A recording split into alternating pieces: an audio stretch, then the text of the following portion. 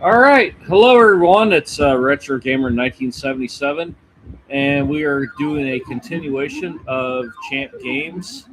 Um, because I just recently bought three new games. I got Galagon, Zookeeper, and Tutankhamun, and playing those for quite some time. And also in honor of the anniversary with Champ Games, and just to give like a big thank you to John Champeau and everything that he does and his team, and what they create. And my lord, these games are amazing on a 2600. They're badass.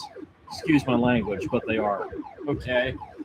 So right now I have Galagon playing here, and I'm going to start off first with the game of Galagon. And I said this last night, and I'll say it again. I'm probably going to get flack for this, but I actually like this version better than the 7800 version. And I can speak from experience on that because when I was a kid, I owned the 7800 version and I had an Atari 7800. And I think that the overall gameplay with this, the options and what you get, it's way better than what you get with the 7800 version. So if you haven't tried out Galagon, which I doubt it, but if you haven't tried it out, oh my god, you need to get the demo ROM, try it out. If you like it, then dear Lord, please support Champ Games, John Champeau, and their team because this is a amazing game. I'm just like amazed at what they were able to pull off here. This is just really good. Okay. All right, so I'm going to start a game here, and here we go.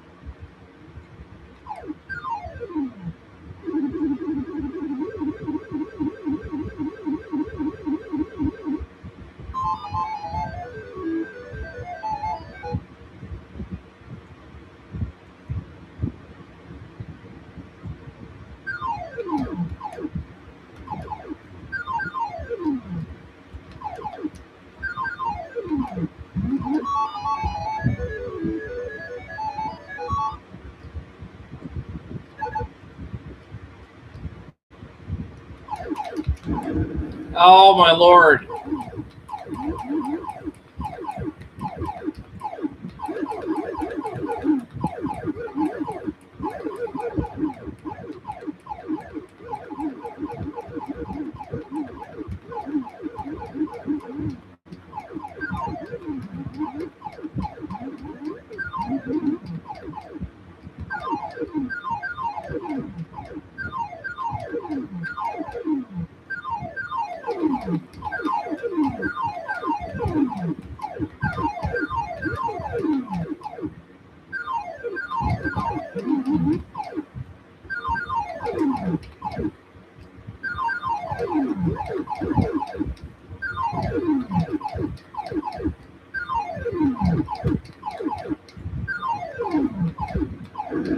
Oh my lord.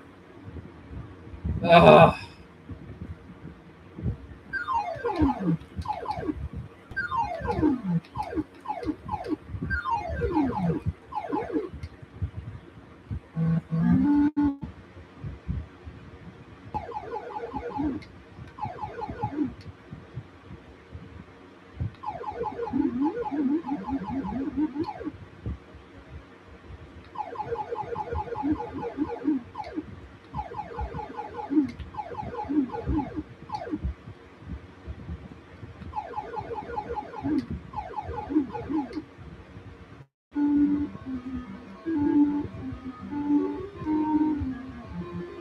this really plays really good with. I've got a OG Atari 2600 joystick here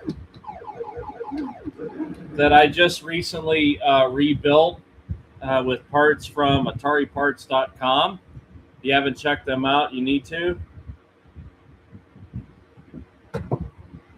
I'm not a sponsor of them or anything like that. I bought parts from them and I use it to rebuild these OG 2600 controllers, and now this thing works amazing. So if you haven't tried out their site, you need to go to their website and get their rebuild kit for the 2600 controllers.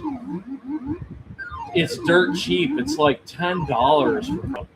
So you can find you a whole bunch of like broken controllers on eBay, and then just buy a kit for it, and then you could save a buttload of dough, So, but now I've got two of these now rebuilt, and it's really cool. So it's nice. Makes me feel like a kid again, All right, so we're gonna start another game here.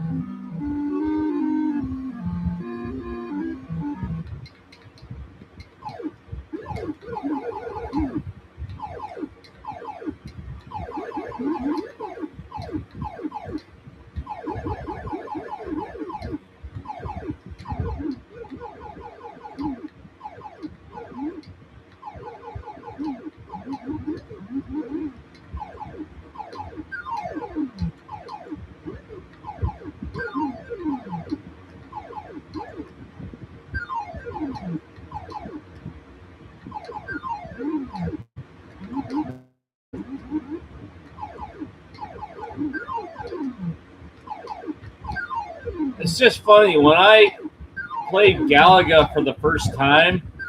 I was using the 7800 controller because I bought a 7800 to play it, and this it feels better in the 2600 controller.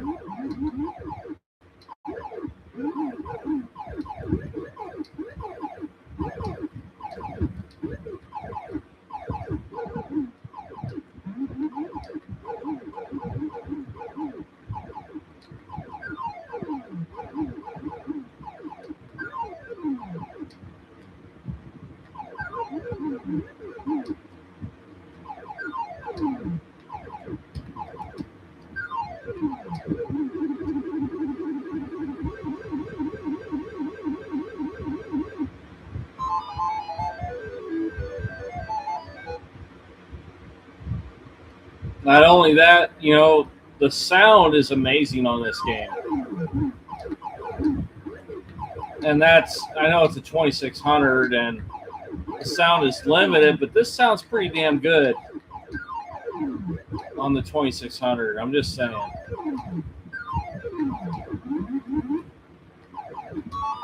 Woo! Got her.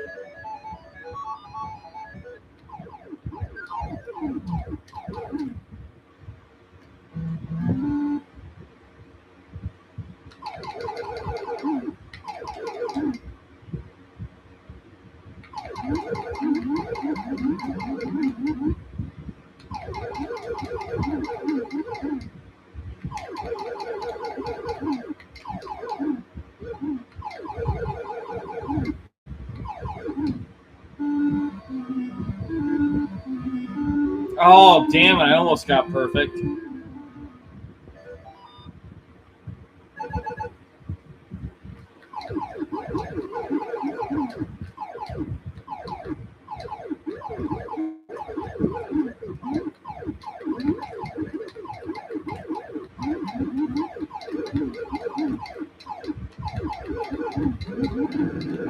Oh, for crying out loud. Oh, my God.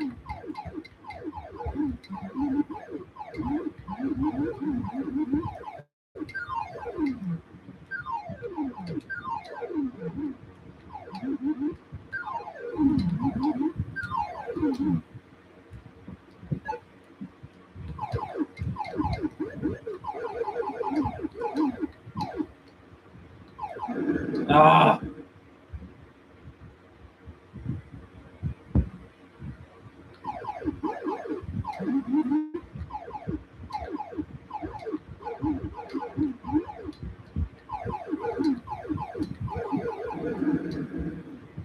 Ugh.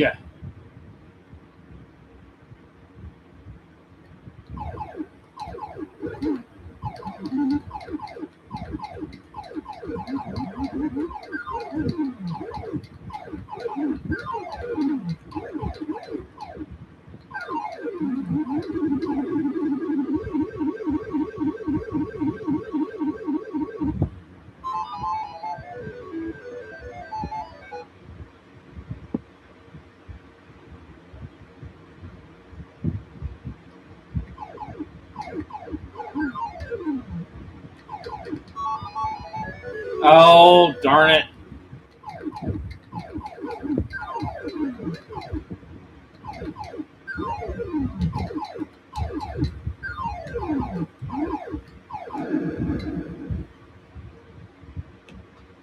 Ugh.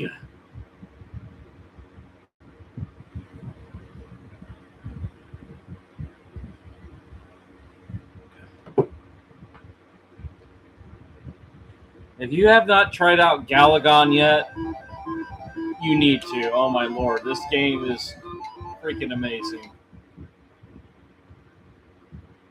I definitely need some improvement. But I haven't played this game in like a long time.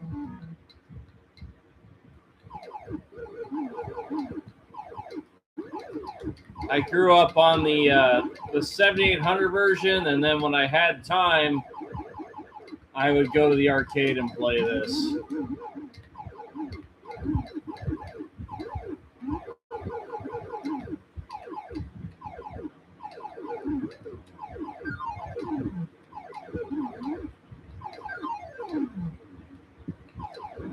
Ah.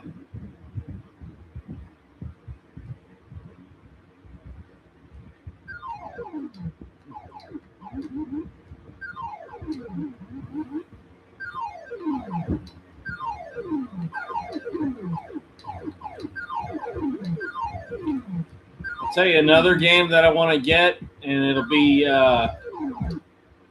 for my 5200, and that's Galaxian.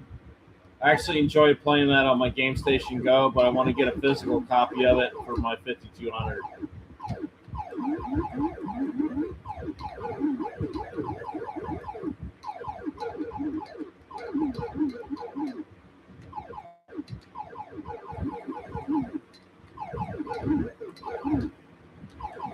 Oh, we got a viewer. Thanks for coming by. We are playing Galagon right now for the on the Atari 2600, and it was made by Champ Games. And I might add, this is amazing. I am actually liking this version over the 7800 because my ship looks like the actual Galaga ship, and the controls are really good. And the other thing too is this has more options in this game to do different things.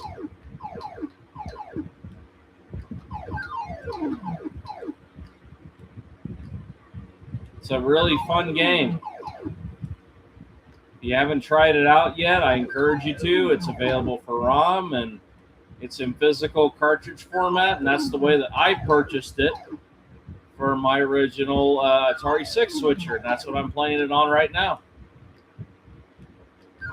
And eventually, hopefully, I'll be able to hit this dude.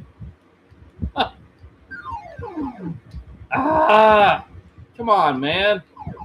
Hold still so I can kill you. There we go, got him.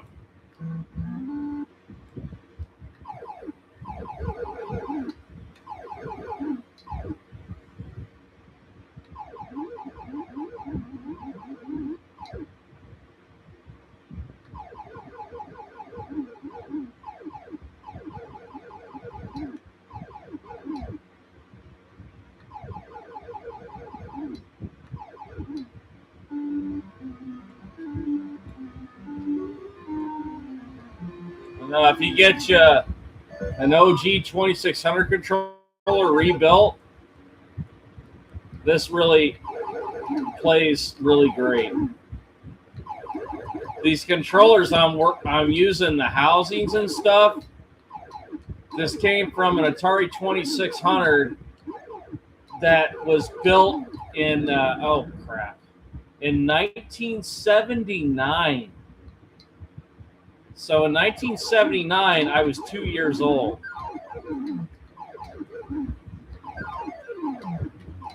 So when I got this system, when I found it on eBay and I found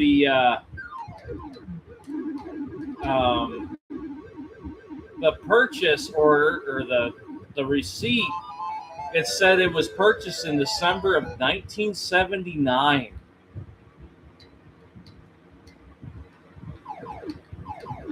Talk about a cool piece of history right there, you know? And I have all the paperwork for it and everything. It was included when I bought the kit off of eBay. It came with the receipts and everything. It was amazing.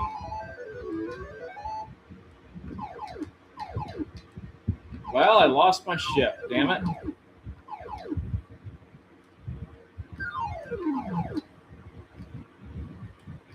But no, I just think it's cool that, you know, if you get that type of info when it was bought and stuff and receipts and stuff, it just helps authenticate, you know, the time when it was bought and everything. It's really neat. Ah.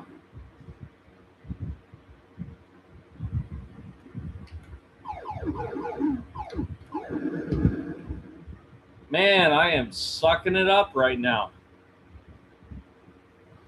I've had a few beers now, but sorry, it's Saturday night and it's time to have fun. I actually have some good high scores on different things. Like I have, oh, hey, Metal Torso. I have like high scores for,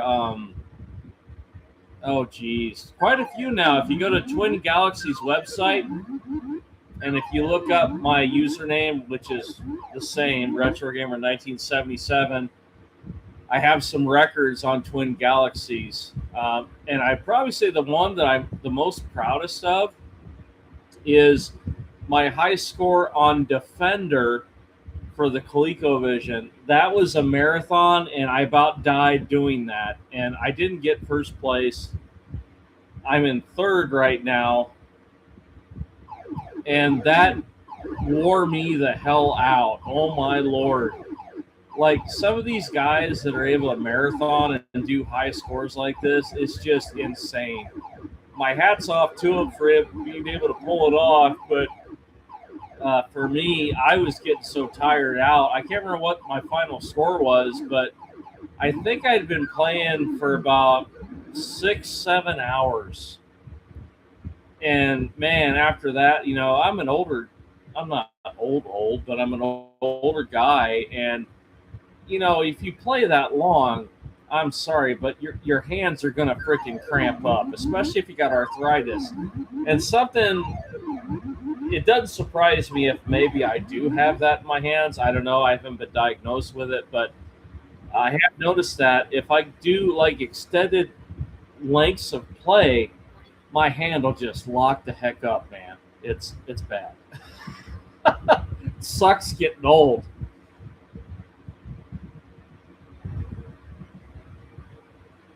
Oh, man. So you been playing Galagon Metal Torso? I'm going to start another game here.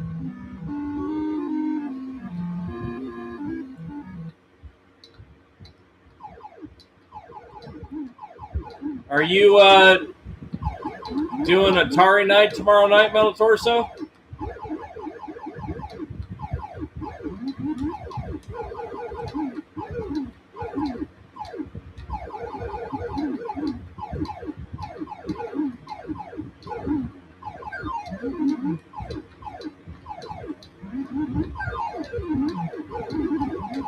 Oh, darn it, I didn't want to do that.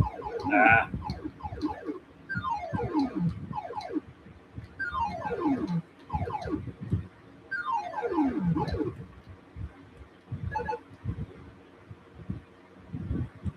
Okay, 7,800 games. Cool. Yeah, I owned a 7,800 as a kid. I had Galaga, Dig Dug, Pole Position 2, and then I had Joust.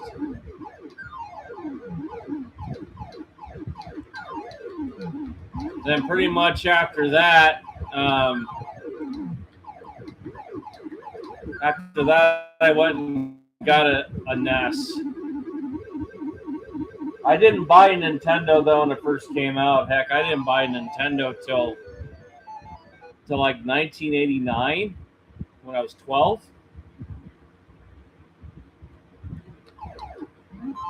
Oh, I shouldn't have done that. Darn it.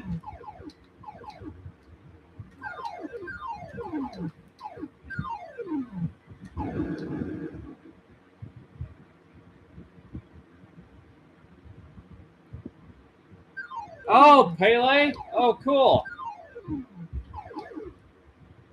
They made a Pele soccer for the 7800?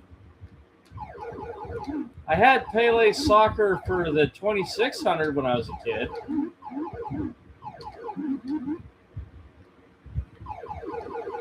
Or am I not reading that right, what you're telling me? Oops.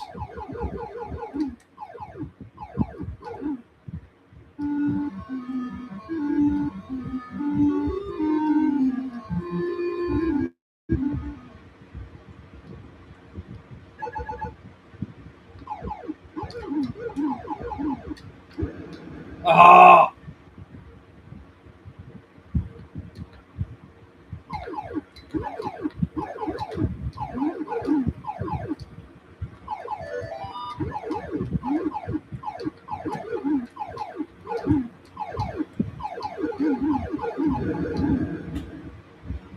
Oh, my Lord.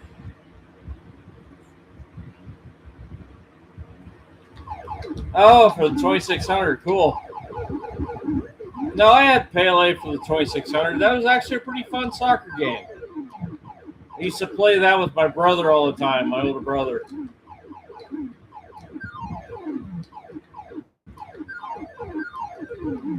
My older brother was born in 74, and I was born in 77 of July. So my birthday's coming up, which is kind of cool. So this, my birthday's the 4th of July, which is kind of funny because I remember when I was a kid, I thought everyone was celebrating my birthday. And then finally, when I got a little bit older, it dawned upon me, it's like, no, this isn't just for me, you know. So, but yeah, in a few weeks, I'm going to be turning 49. So I'm a later Gen Xer.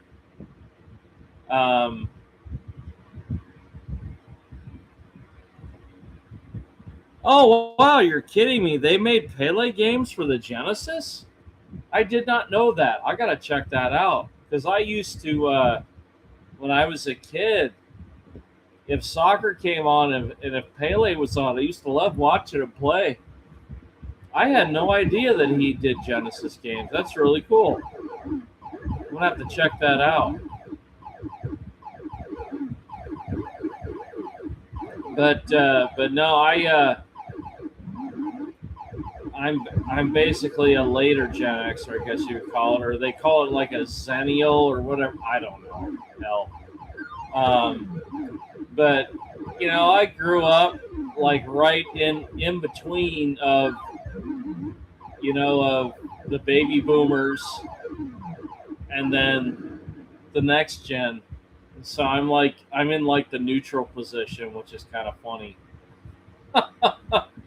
And but no, my first console when I was a kid was an Atari 2600, and me and my brother used to play it all the time, and I still love playing it now, and I still like popping in a lot of the original games for the 2600. Like I just scored a lot a while back with a 6 switcher and a whole bunch of cool games. And there's a lot of sports games on here. I'm not really into a lot of the sports games except like maybe football, basketball, or baseball. But I've got like copies for tennis, casino, golf, miniature golf, blackjack. So I've got quite a few different games that I got from this allotment. And then I also I haven't played it yet, but I have Star Raiders. I've got it complete in box with the extra control pad and everything. It's really cool. I'm going to have to hook that up and play it again because I had that as a kid too.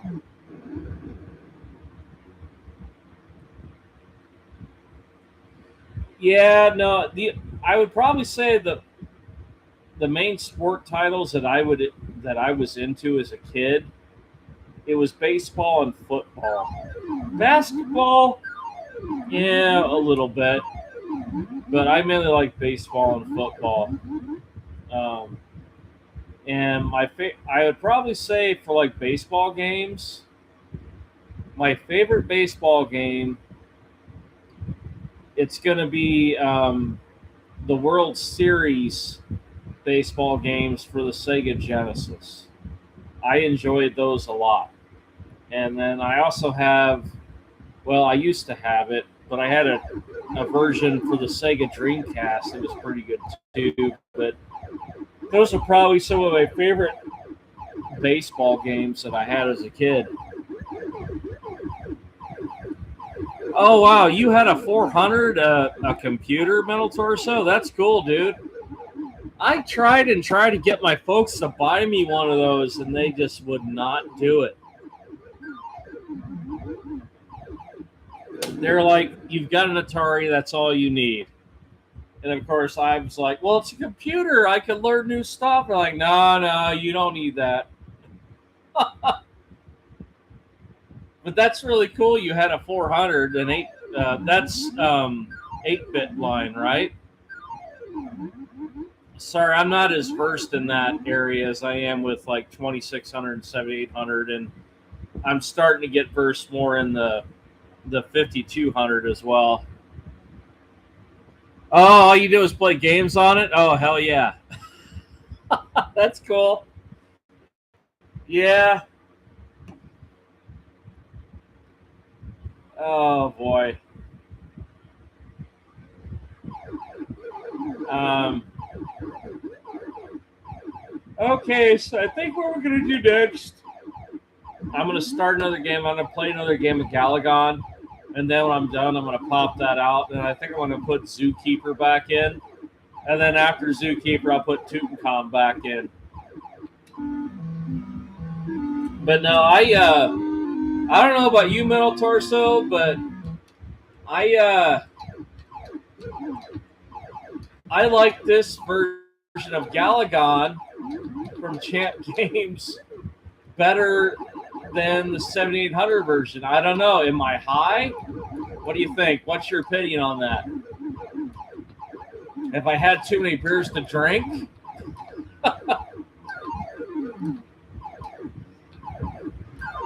I haven't had a lot of beers. I've had a few beers in me. But, you know, if you look at this graphically, you know, it's a little bit different than the 7800, but it plays good. It mimics the port. Man, if we had this back in the day for the 2600 being released, I would be one happy camper. And I'm really happy right now. Like I hope John Champeau never retires. Because I'm really excited right now for Zaxxon. And then he also said that he's making Space Dungeon 2, which is another twin stick shooter.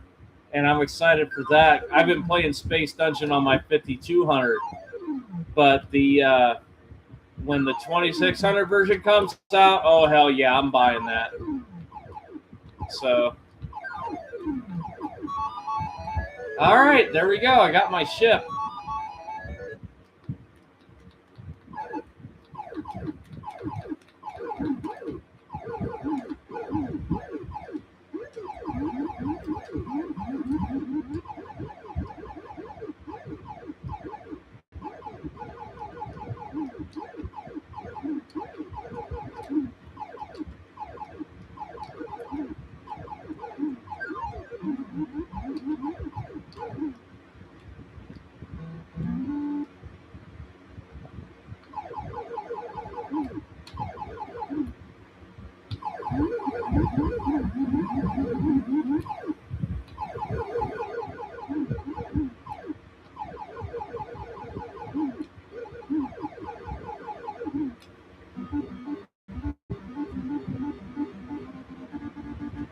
Woo! Got a perfect, baby.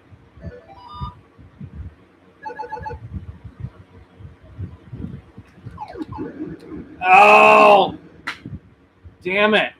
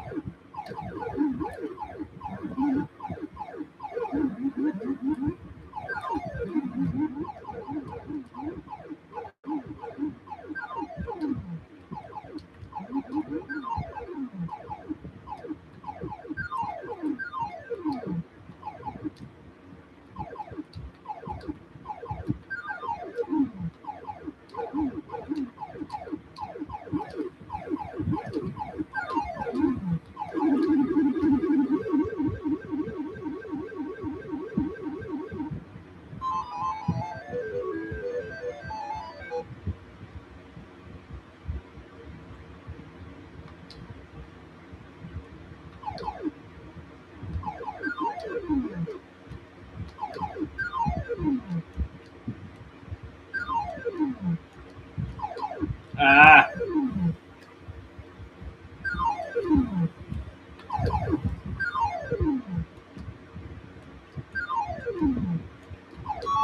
Woo! Got it.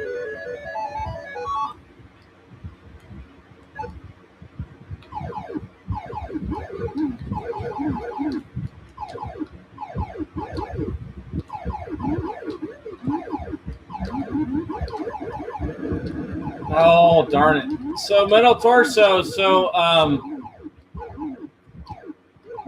do you mainly play with emulation or do you have console still or what? I'm just curious what you got.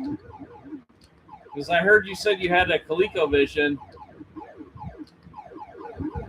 Did you, I remember you telling me, did you get the problem resolved? Did you send it off to Jesse at Ivory Tower Collections?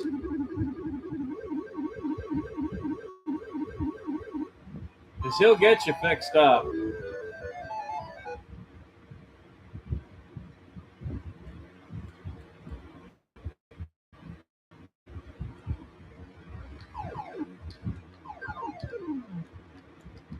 Oh!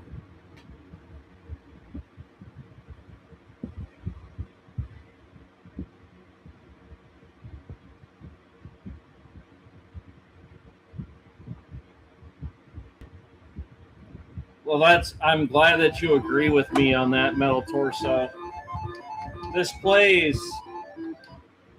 I think, way better than the 7800 version. And even though I'm not saying that the 7800 version of Galaga is bad, it's a good version. I used to play it all the time as a kid. I'm not saying it's bad, but if you look at what John Champeau has done for the 2600 in this version, this like blows it away. And the reason why I feel about it like that is because what they were able to do with the 2600 hardware and able to manipulate it and make it into a really good game, you know. Hey Megan, yeah, no, I'm playing Galaga right now. Yeah, I was gonna stop here and pop in another game, but since you came in here, I'll fire up another one, and then when I get done with that, then we'll. I think I'm gonna pop in Tutankhamun after that. Yeah, no, I got that poster from Champ Games for their anniversary. It's a kick-ass poster, so I don't know like all the ins and outs of what you have to buy. I think it is if you just make a purchase, you get the poster, but you'll have to see what the rules are online. But anyway, I got the poster for buying 3 physical copies of games, and it's a badass poster, and I love it. So I went to a Michael's store today to buy a 12 by 12 frame to put it in a frame and hang it on my wall in my garage, and now I got it on there. It's really cool. So, but yeah, hopefully John will keep on doing this for a long time, him and his team, because what they are able to pull off and do is amazing.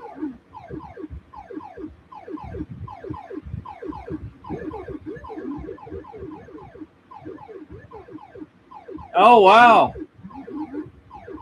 Really? That's cool, Metal Torso. You got some consoles there. Nice. You got the ColecoVisions, television, Yeah, I got a Dreamcast, 2600 Center Plus, and a NES. Yeah, I need to get a. I used to have an original NES, but I don't have it anymore, so I need to get one of those because I'm kind of itching to get one to play Popeye on it. The original version, even though I have it on my Game Station Go. And then a Turbo Graphics 16. That would be badass. I always wanted one of those when I was a kid too, but I didn't have enough money for everything, you know. So no, you're probably about along the same lines as I am, Metal Torso, because I've got an Xbox, an Xbox 360, a Dreamcast, a Panasonic 3DO. I got my 6-switch Atari, my television, my ColecoVision, an Atari 5200. I have an Atari Jaguar in my garage somewhere. I can't find the damn thing. I don't have all the parts for it, though, because as soon as I find the console, I'm probably going to end up trying to find a power adapter for it, a controller, and a game, just to see if it still works. And if it doesn't, then I'll figure out how to fix it. But yeah, I've had quite a few consoles in my time as well. It's just, I don't know, life happens, you know. And now finally, I've got time again in my life to revisit my childhood and have some fun and play some games, and that time has come. So now I'm having a good old time, and I've been getting to play some consoles that I didn't get to play as a kid. For example, the ColecoVision, which is awesome, and also my newly acquired Atari 5200. So you have an Analog Duo. What the heck is that? I haven't heard about that before, Metal Torso.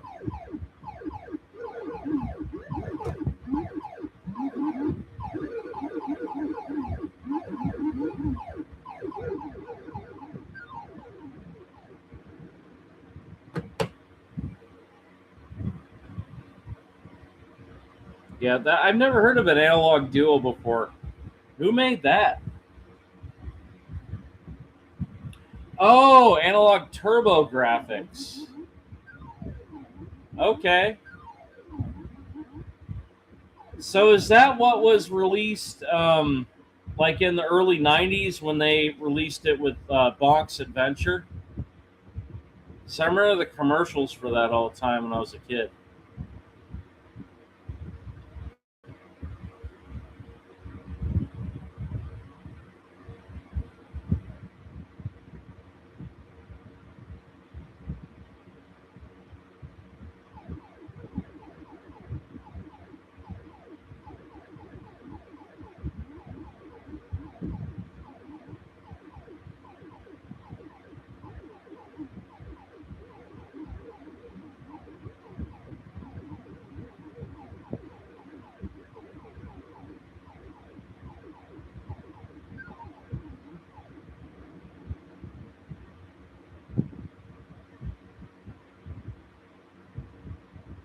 Oh, I got to take a quick restroom break, guys. I'll be right back.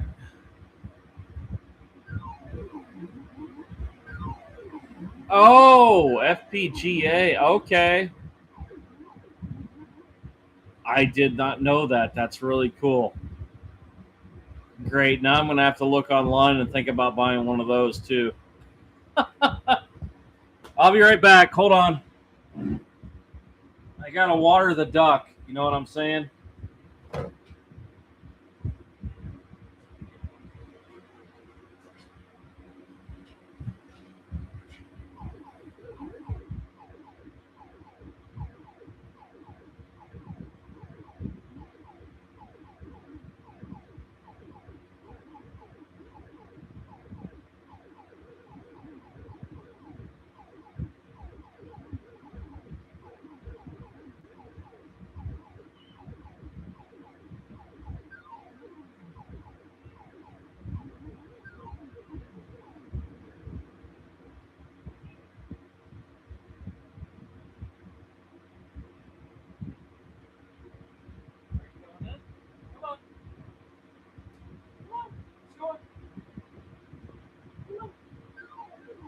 Come on in. All right, there we go, buddy.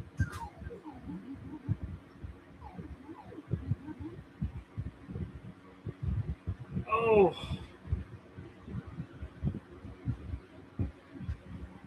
Okay, I'm back. And I also have a friend here with me. I have a stray cat here named, well, I've named him already. He's not a stray. His name's Bootsy. And he's a good guy. Yeah, he hangs out with me here in the garage when I play games. So he'll sit with me, hang out. He's a good little guy.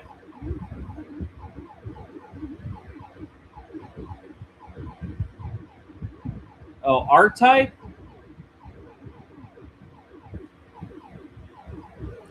Yeah, I've played R-Type a few times.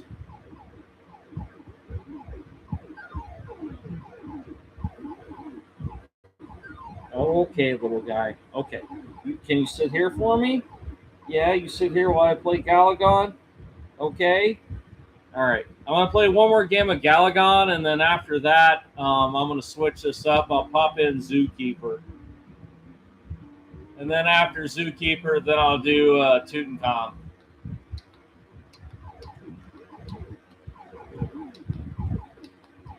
Ah.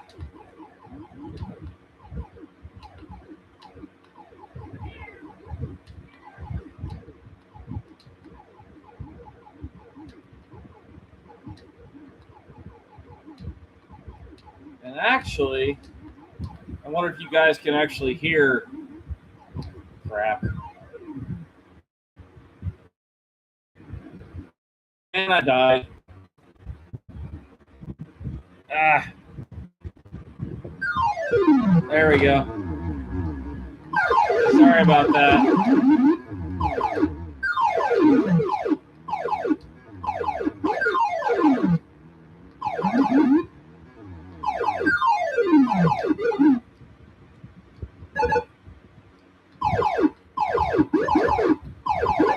Ah!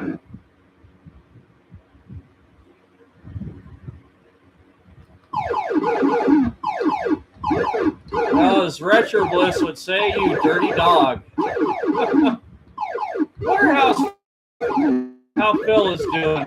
I message him, every now and then, but I haven't heard from him. He must be really busy with his mom and stuff.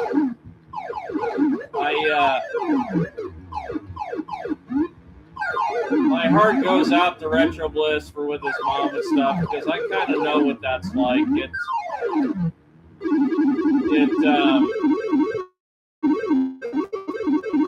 My mom several years ago, so he hasn't lost his yet, but I kind of have an understanding of maybe an inkling of what the poor guy is going through. I get it. I do. It's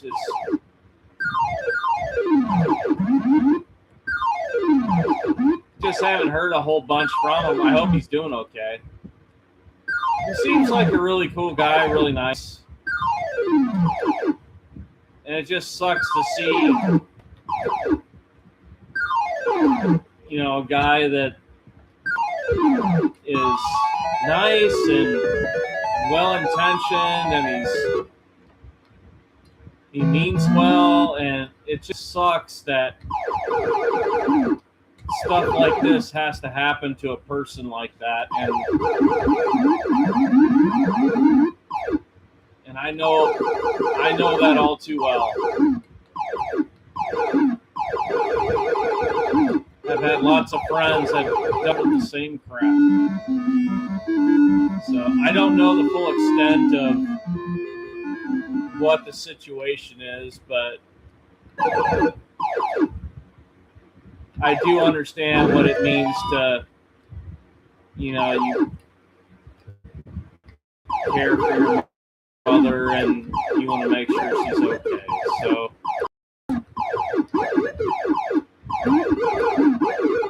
Phil's doing all right, Phil from Retro Bliss Gaming was one of the reasons back on to doing this and playing games. And so, just like I've said with Casey, the Intellivision gamer, it's all Casey's fault for I got an Intellivision. Well, it's all of Phil's fault for me getting back into retro gaming. I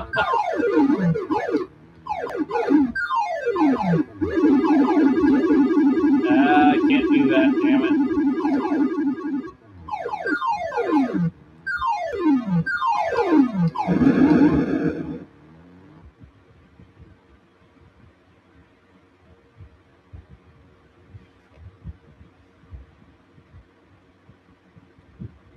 Oh, wow. Turbo's got a version of Space Invaders?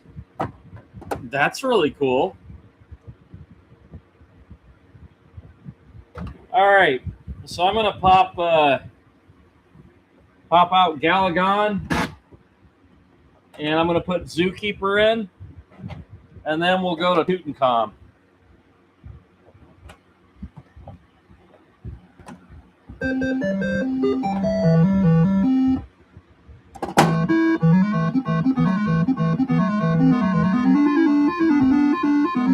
Oh, what's up, buddy?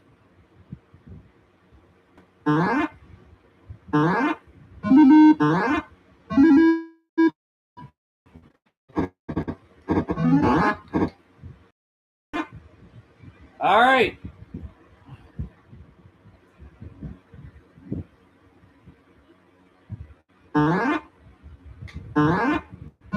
Let's play some Zookeeper.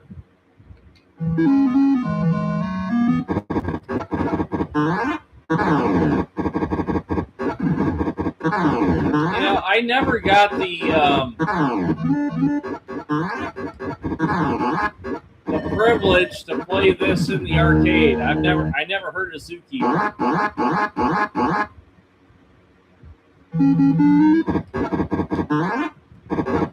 But now that I'm playing it, I'm like, wow, this is really cool. It's fun. I like the objectives of the game and what you're doing.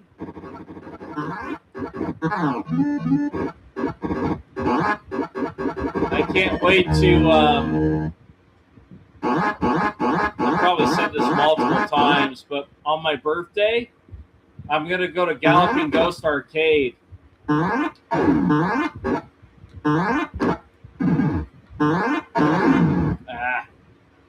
And they'll probably have this game, but I'm definitely going to play it in some other games too that I like. Another favorite that I have is Mousetrap. And then another game too that by Exidy that I like. I started playing it on my Game Station Go, and that's Pepper 2. That's a really fun game as well.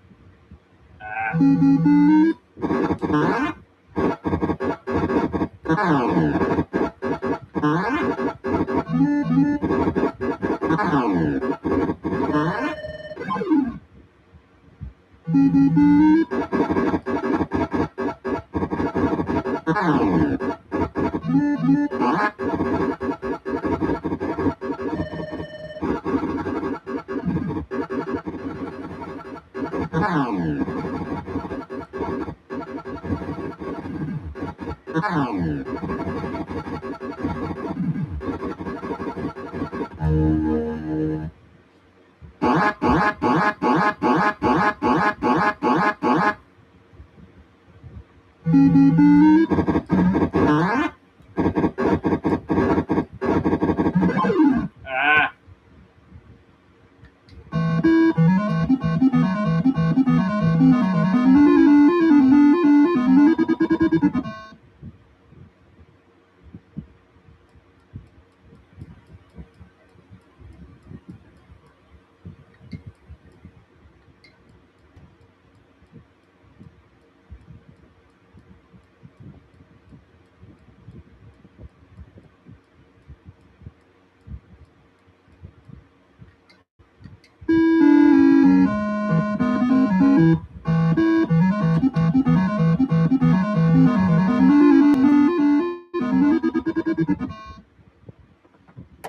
All right, so let me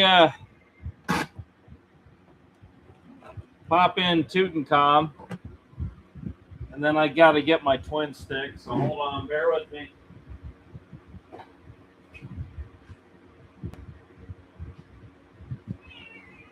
What's the matter, buddy? You want out? All right, go on out. You want to go out?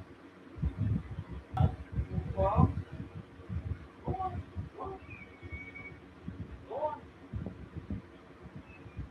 All right, well, you don't want to go out there. No, make up your mind, dude. Hold on. Watch out. I gotta set this up now, pal. No. Don't sit there.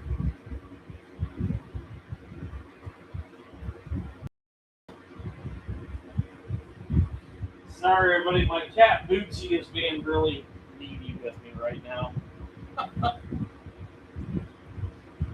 He's a good cat. Oh, sorry, pal.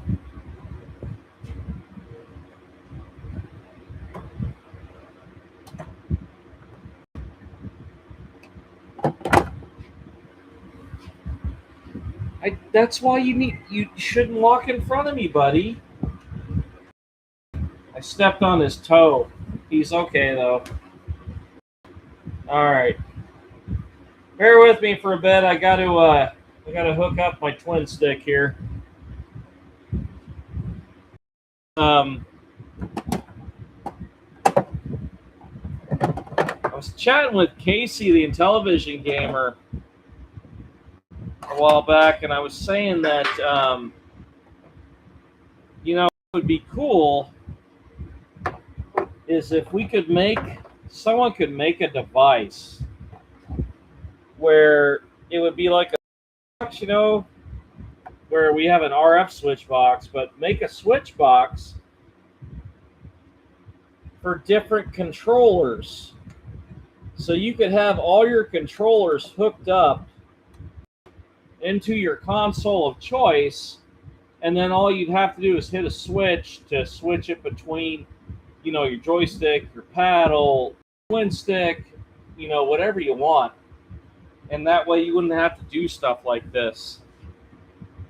So that's the one thing when you're doing a twin stick game, you've got to get it all set up, unplug everything else, plug the other controllers back in, get your setup going. So I thought it'd be actually a pretty cool idea if you could do a twin stick.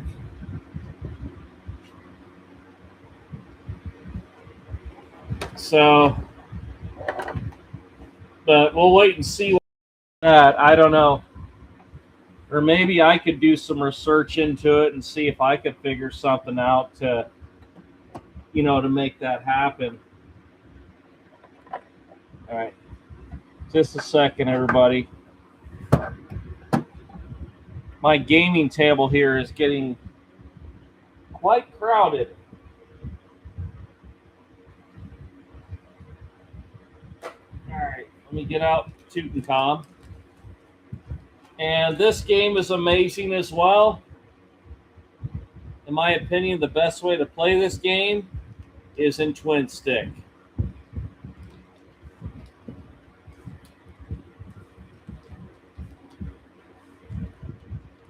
And, a lot of people say, well, I don't have like an adapter. I can't do the twin stick. Well, I'm telling you right now, it's not as tough as you think it is to make a twin stick setup.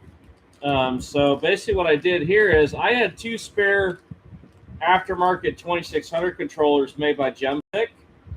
I just basically took them apart and I took off the two of the anti-skid pads on the bottom, took deck screws, drilled holes through them, and then put some machine screws in there with nylon lock nuts.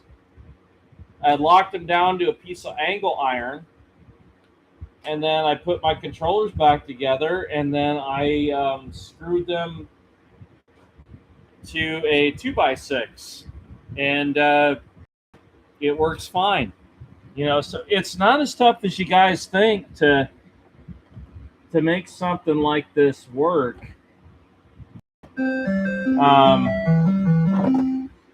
Just takes to do it, and the other thing too is once you get this setup going, you could probably use this setup for multiple different games as well. So you could use this for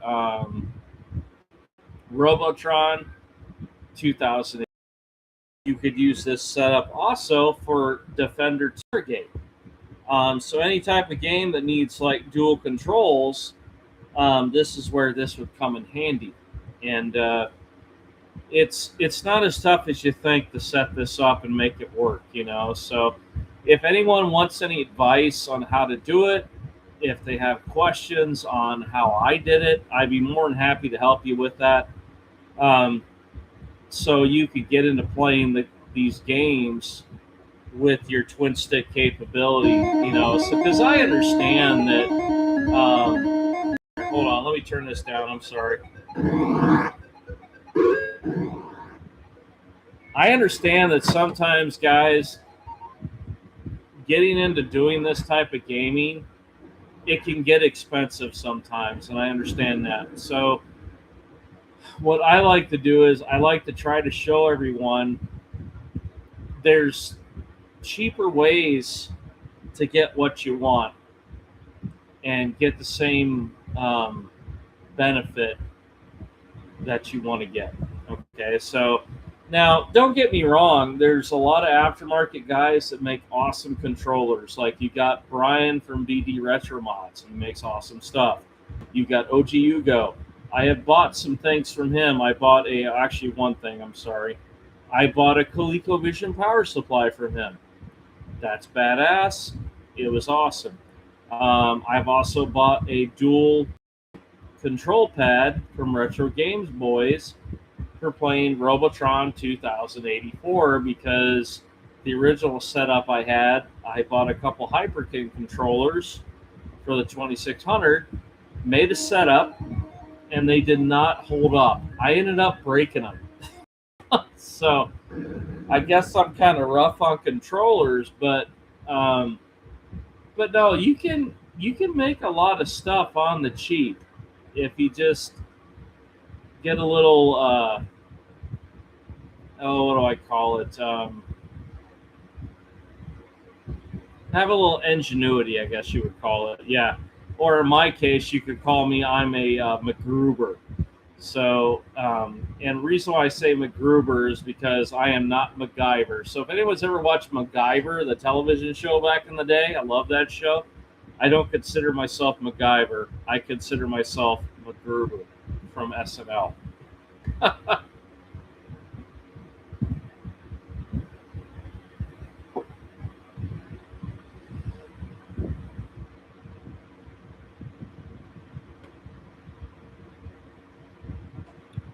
Oh, you want a couple t-shirts? No, that's cool. Nice. I'm going to start a game here. And then let me turn up my volume.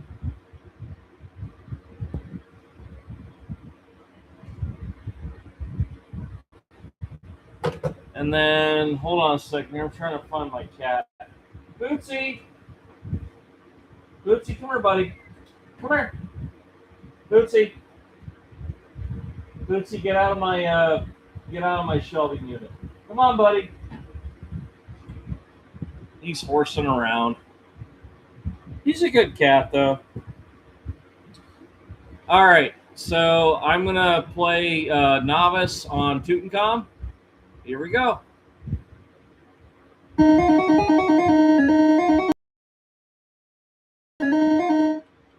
And I just need to remember that I have flash bombs.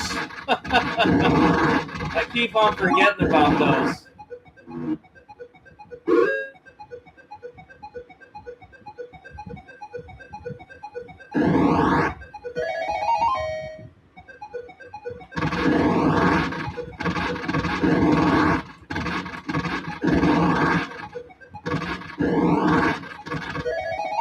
Oh, darn it. Gotta stop being greedy for all that treasure. I need the treasure.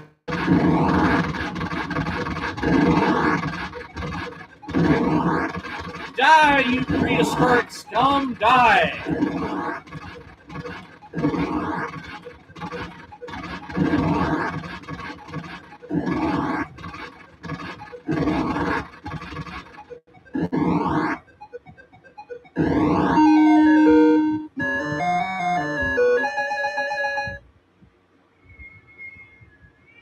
What, buddy?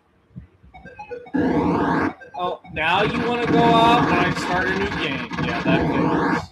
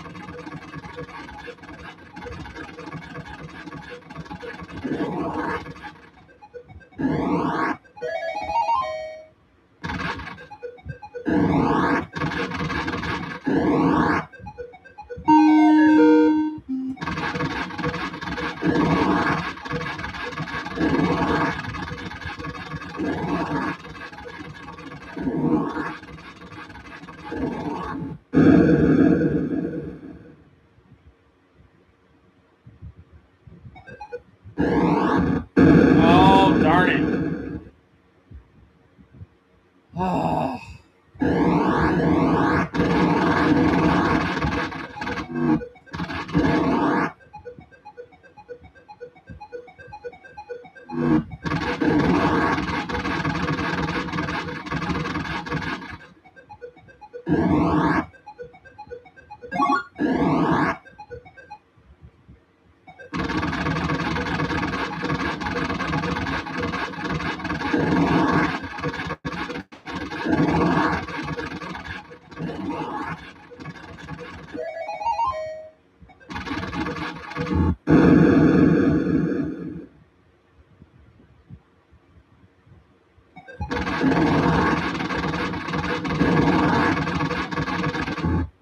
Oh, darn it. Man, I sucked that game up.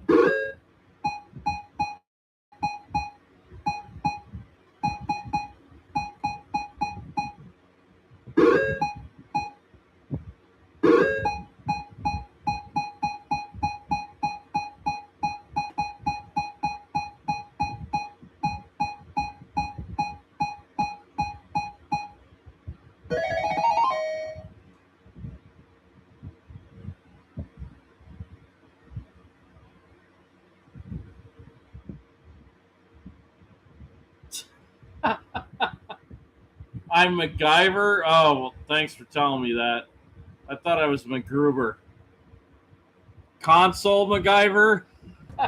That's funny, Megan. Thanks. Eventually, I'll do some repair videos from y'all. I'll probably do one showing repairing the power jack on my Sega Genesis. I'll probably do that first, and then after that, I'll probably I'll show the The 5200 console power mod, I don't know. I've thought about it. My 5200 is actually working pretty good right now. So I might wait a little bit on that, but eventually I'll do some stuff to that as well. But yeah, if you have a little ingenuity, if you understand how to use a soldering iron, you can do a lot of these repairs yourself. You just have to be careful. You got to be careful about the soldering temperature too, because you don't want to melt a trace on a board. You got to be careful about that as well. But if you can go on YouTube, if you can find these guys, you can look at Jesse from Ivory Tower Collections. He does a lot of repair videos, and there's a lot of other places that do the same thing. If you follow the instructions, you can repair this stuff. It's not as tough as people think. It just takes a little extra time and some investment and some tooling. But if you do that, you can save a substantial amount of money getting these consoles. So, because I've seen a lot of these consoles refurbished, and I get that. But, I'm trying to do this on the cheap, so I'll just try to find a console that hasn't been tested.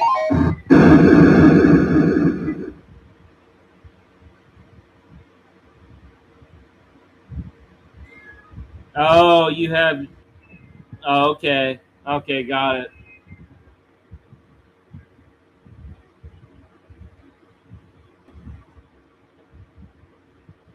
Well, I guess then probably your best bet is, if you do want to get like an old school console, you need to hit up Jesse from Ivory Tower Collections, or Hugo from OG Hugo Retro Mods, and there's also Ruggers Customs, and he specializes in ColecoVision. So I wish I could help everyone out and help them fix their stuff, but the problem is, Megan, with my schedule and what I have to do, I don't think I could get that done in a timely fashion for everybody. So even though I would love to, do it at a reasonable price, but I don't have the time. I just don't. I barely have enough time for myself as is.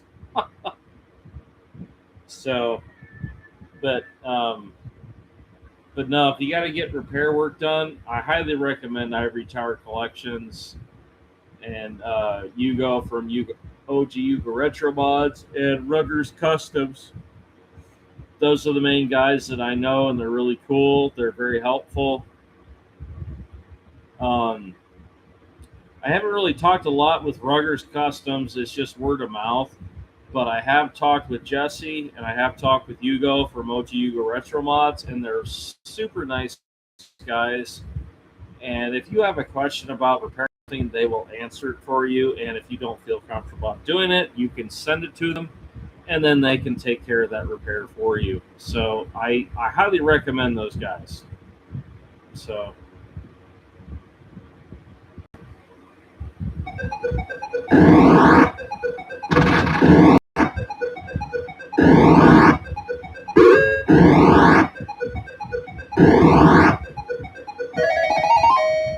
Yeah, no, you're going to have to get a decent magnifying glass too. I've learned that as well. So, and here's the thing, Megan, I'm not telling you I'm perfect. Like I attempted an AV mod on my ColecoVision where they gave me these tiny little parts that I had to solder on a tiny little board. And oh my God, that was an epic fail for me. I thought I had it soldered on there good. I hooked it up. It didn't work. And I'm like looking at the board. I'm like, yeah, I probably didn't do it right. So that's the reason why my AV mod did not work out right for my ColecoVision and why I'm still just using RF. But good news is my RF on my ColecoVision, it looks pretty darn good. So eventually I'll do some mods, but right now I'm just trying to keep it on the cheap, and and considering for picture and everything like that through RF, it looks pretty darn good.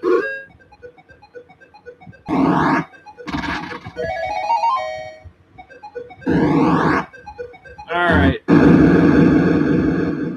So I'm going to start another game here.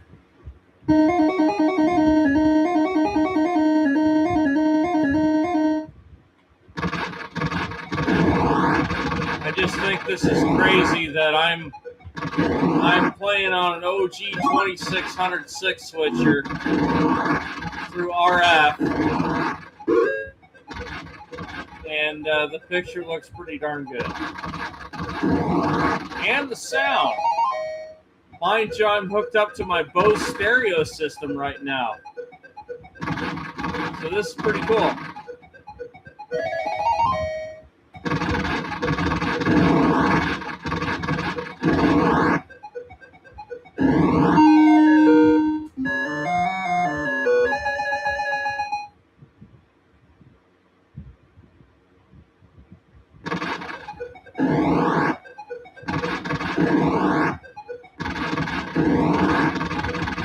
So I got a question for y'all. Has anyone seen Mitch from Mitch's Gaming Galaxy?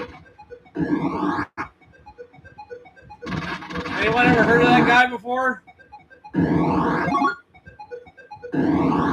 Be nice if he'd stop by and say hello, He's probably with his family. If you don't know who I'm talking about Mike from Mike's Gaming Gala. I'm just making fun. Every time I watch that bit from old Poe from Mr. Poe Style, saying he's Mitch from Mitch's Gaming Galaxy, I just laugh my ass off. It's hilarious.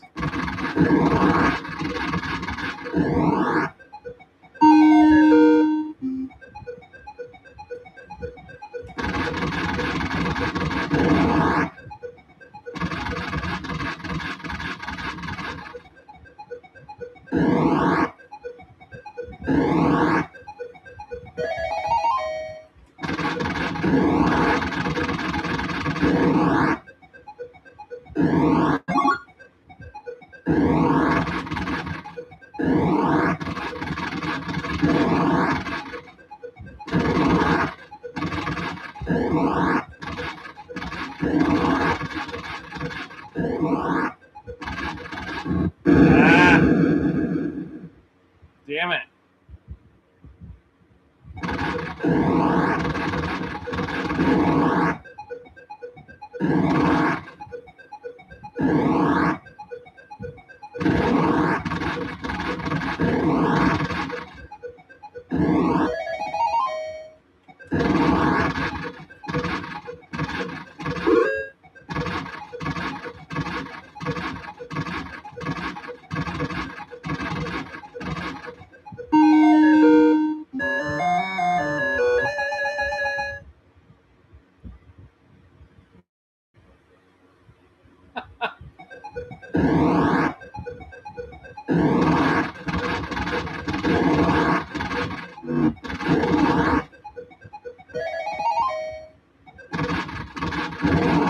Well, Megan, you need to get on there and harass Mike a bit. Oh, damn it. He's probably with his family right now. I get it, but...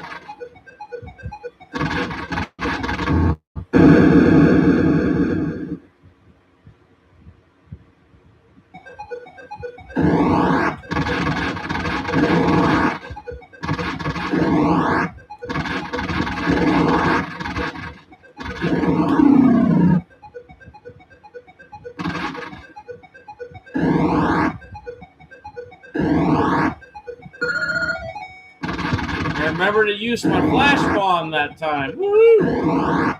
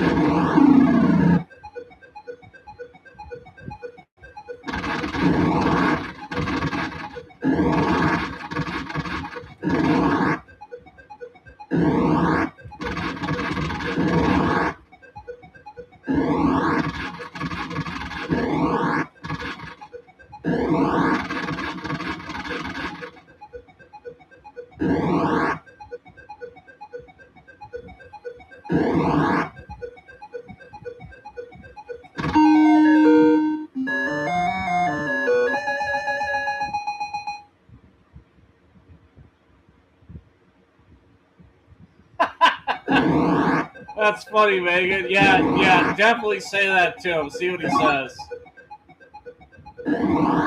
No, I like Mike. He's a cool guy.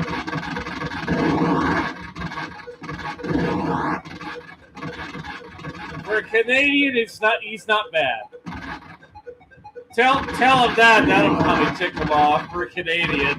Yeah, for Canadian, you're all right, man.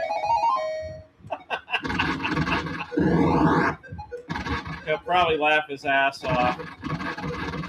But Mike's a nice guy. I like Mike.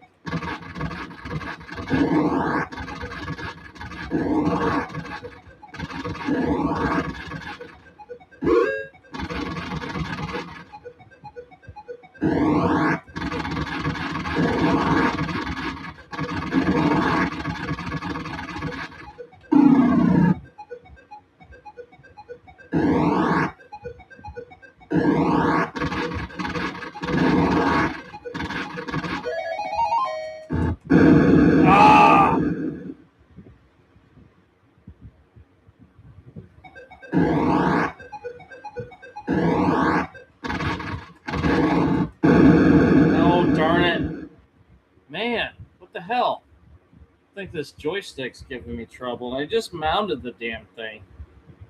Oh, I'm going to have to get 2 more OG 2600 controllers. This is still badass, though. I like this. I can't wait to get me Stargate. Well, actually, with Stargate or Defender 2, I'm going to do it a little bit different. So what I think what I'm going to do is one Wiko command controller for 2600. It's got the fire button on the top of the joystick. I'm going to buy another one. I'm going to mount it to a 2x6. That way, when I control it, I can move with the left joystick and fire with my thumb on the top. And then on the right joystick, I can move it to either move forward to do hyperspace or hit the button for the smart bomb. So that's my goal with that once I get another Wiko command controller. But those are badass. I wish someone would make something like that again. Because I know we got all these aftermarket joysticks and everything like that, but it would be cool if someone could make like a remake of the Wiko command controller, because I think what they did back in the day was just amazing.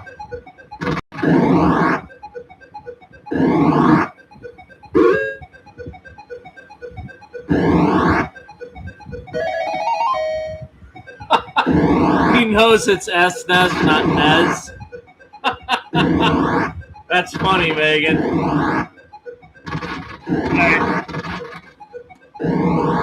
I'll be right back. Just give me a sec here. I have to take a restroom break. I'll be right back.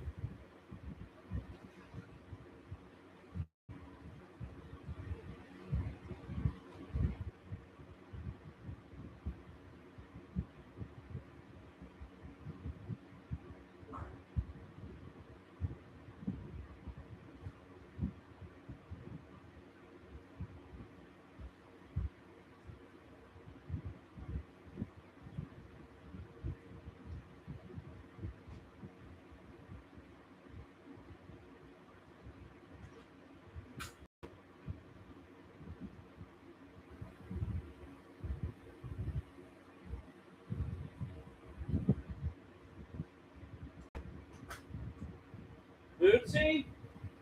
Bootsy? Where you at, buddy? Okay. You're hiding out? Yeah. Just making sure you're here. Come on. Do you want to go out? Here. You want to go out, buddy? Go outside. You don't want to go outside? Alright, well, don't go outside then. Come here. Come on. Sit with me. All right, buddy. Okay, I got you. Everyone say hi to Bootsy. I got my, it's a stray cat. I've been taking care of him. I'm going to have to find him a home, though. Because unfortunately, I don't have enough room to keep him. But he's really sweet.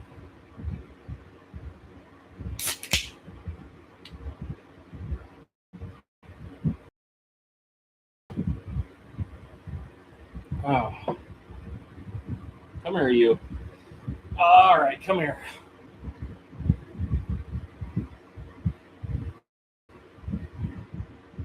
I feel sorry for a lot of these stray animals that just get dropped off and don't get cared for. So anytime I see an animal in need, I try to help them out. You know, take them to a shelter, as long as it's not a kill shelter, mind you. But I have a soft spot for animals. Just as long as it's not like a snake or an alligator. Sorry, I gotta draw the line somewhere. Yeah. Yeah, go draw the line somewhere, don't I, buddy? Yeah. Okay. Yeah, you're a good boy. Okay. Alright. You gonna sit here with me? You gonna hang out? You gonna watch me play Toot Tom? Or no? Are you bored? He looks. Yeah, always purring. Oh, cutie. Yeah, you're a good boy. Okay. Well, here. Come here. Nope, nope. Let go. Let go. Let go, buddy. All right, you stay there.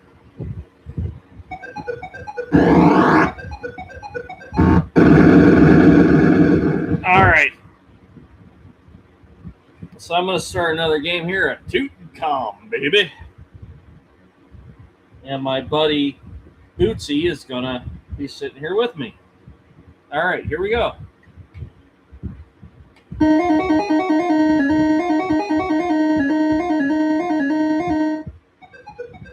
One thing I want to add is, oh crap. I don't know what the heck made my wife and my daughter want to name Bootsy. But the name is stuck.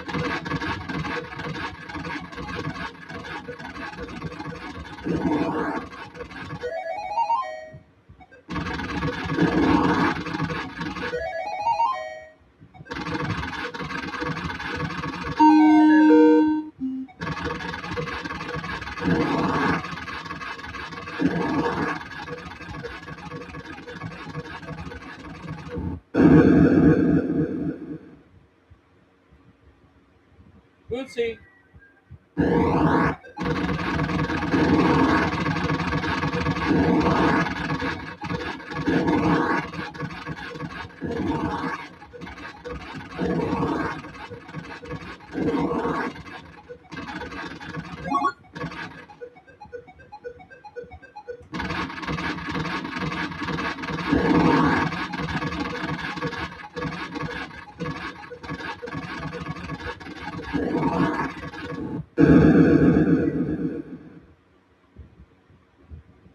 Oh, you want out, buddy? All right, hold on.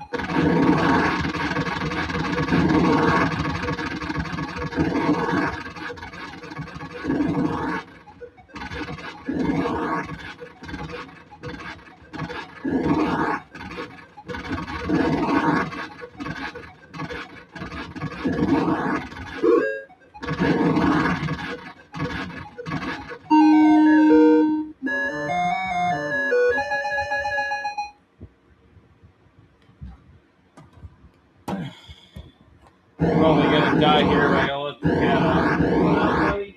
All right, I'll let you out. All right, go on. You can go out. Go on outside. Go on.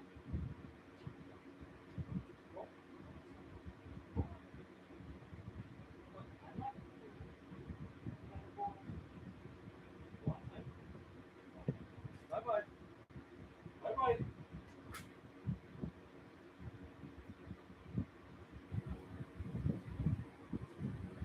Oh, man. All right. Am I still alive?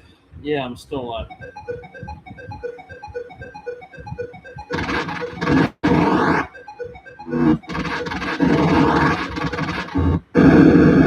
Well, not anymore, I'm not.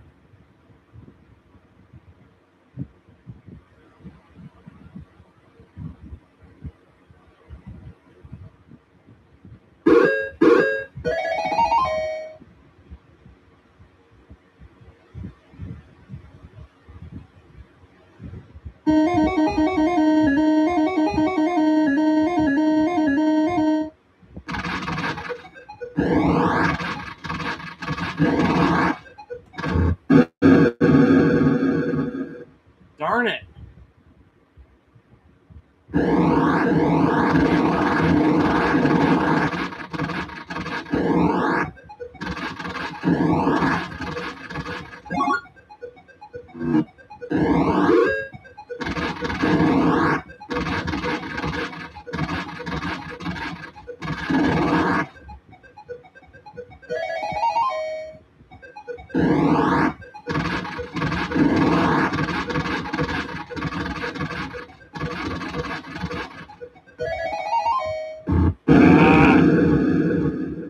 Fiddlesticks.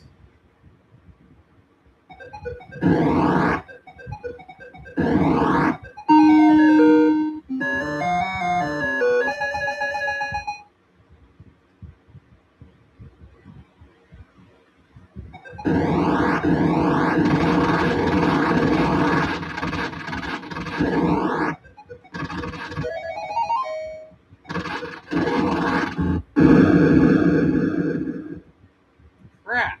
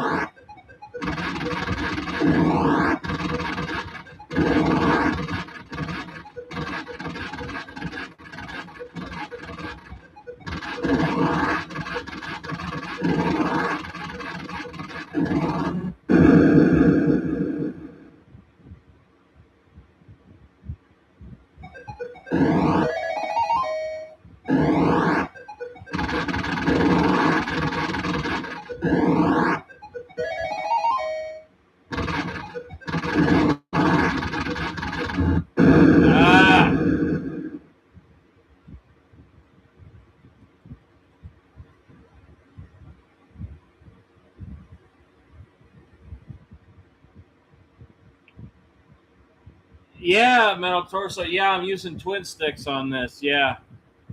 I took two Atari 2600 Gemstick controllers. I bolted them to a piece of angle iron I got from a hardware store. And then I screwed them down to a 2x6, which is basically the length of my lap. And then I just rest it on my lap and then I play. And it's a game changer. It really is. It makes playing the game way more enjoyable, in my opinion.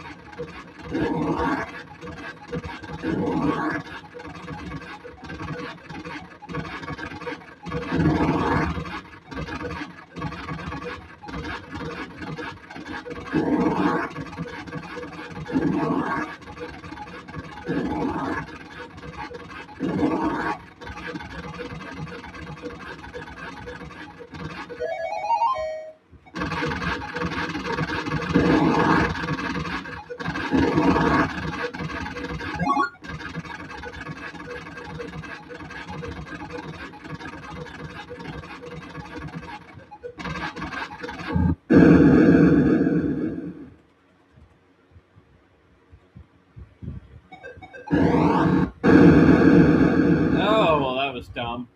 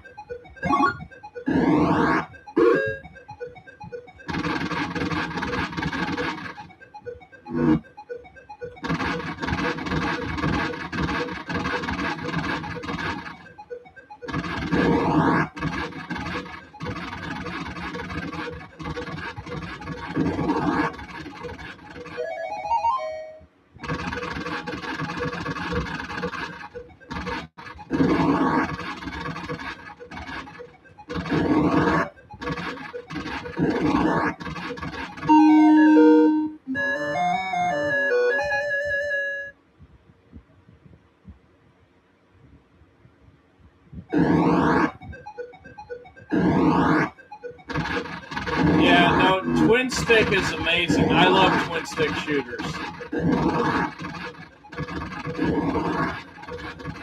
I don't know.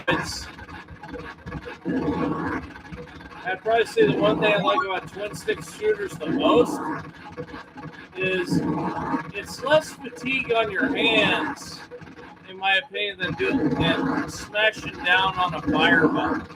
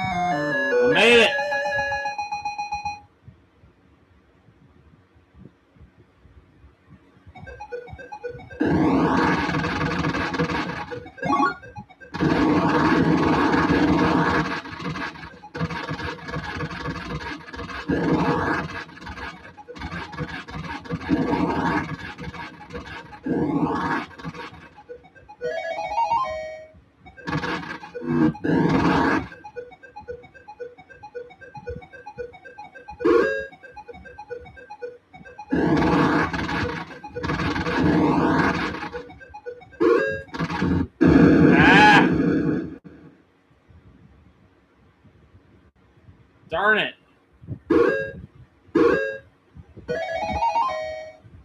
I keep forgetting about the flash bomb. Damn it.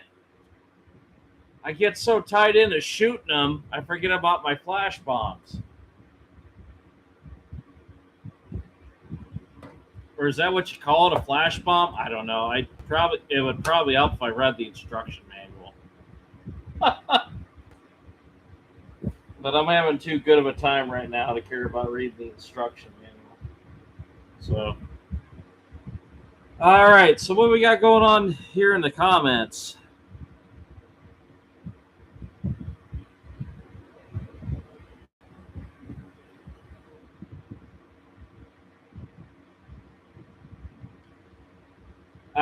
No, I have not downloaded those new versions yet, Megan. I've been too busy playing my new games here. So what's with the new versions now? They got some new features on them?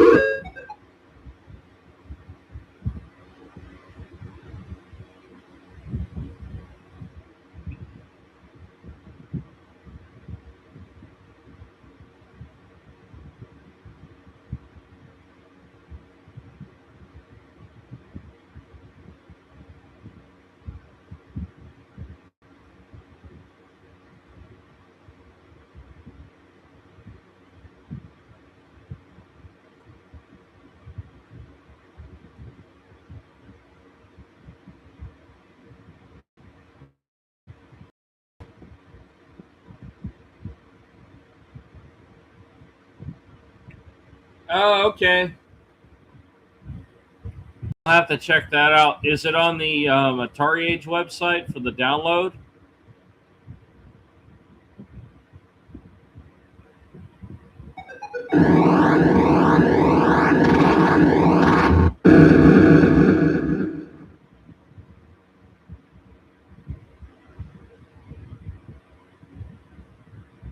Okay. I'll check out Atari Age and I'll look into that. I've just been kind of on a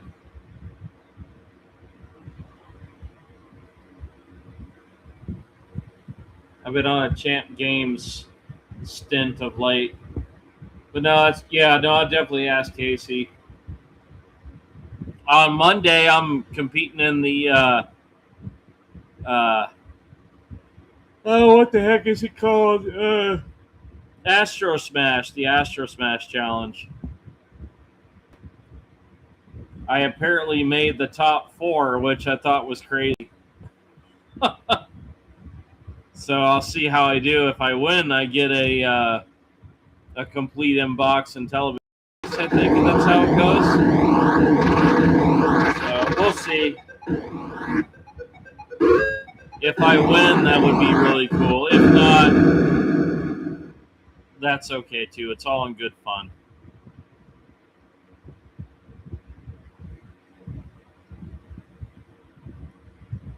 Yeah, to be honest, Megan, I was a little bit surprised I made the top 4. Because there's a lot of good players out there.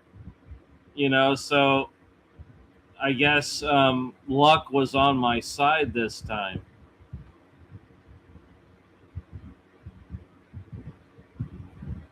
But no, we'll see how it goes when I compete on Monday.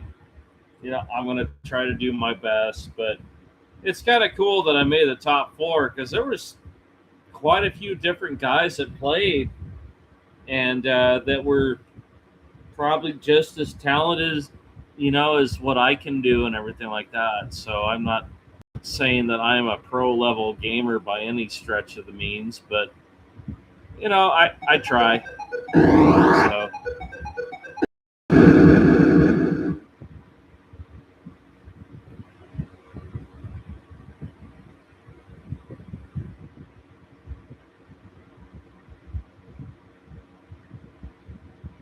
So yeah, I'm looking forward to that on Monday.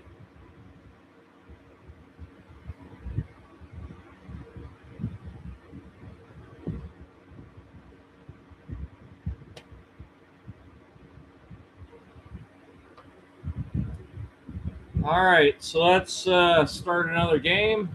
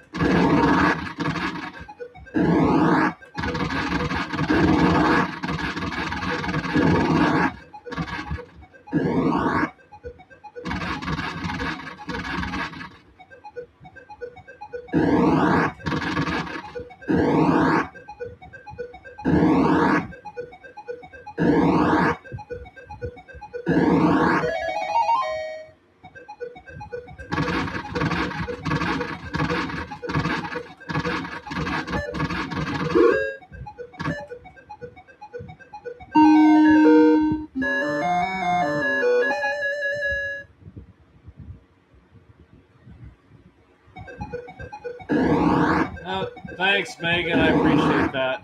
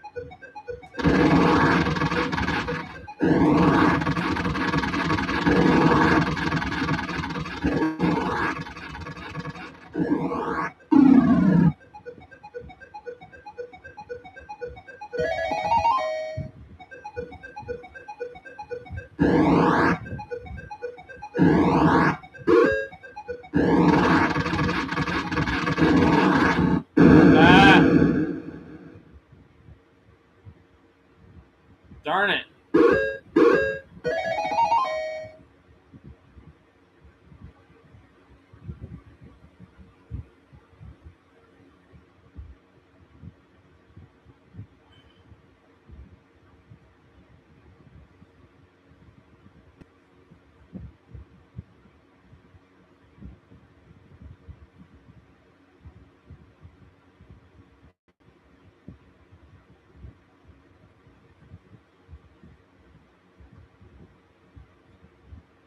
Oh.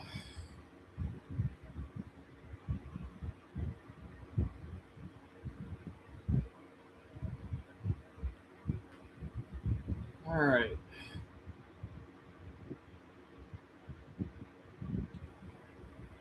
All right, so that's Tutankhamun. I'm going to pop this out. I'm going to swap this out again. We're going to play, I'm going to pop Zookeeper back in.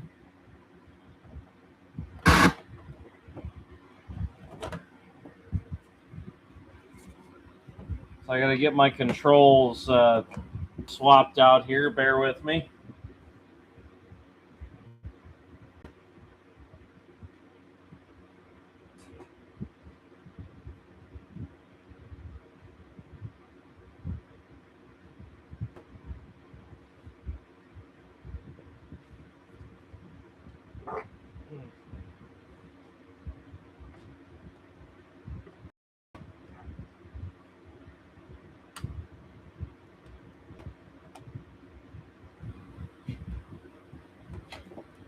quite a event here, swapping my controllers out.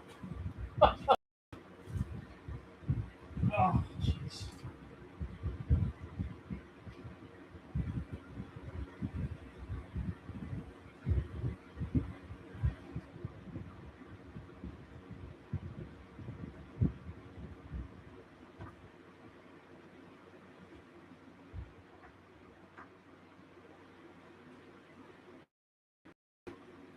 All right, now I need to get my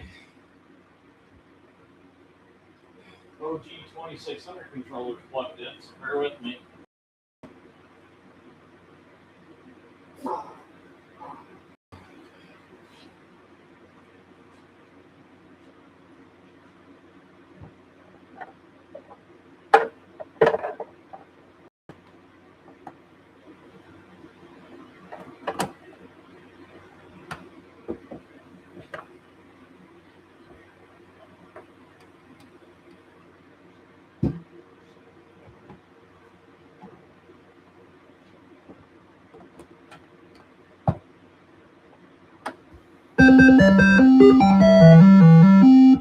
All right.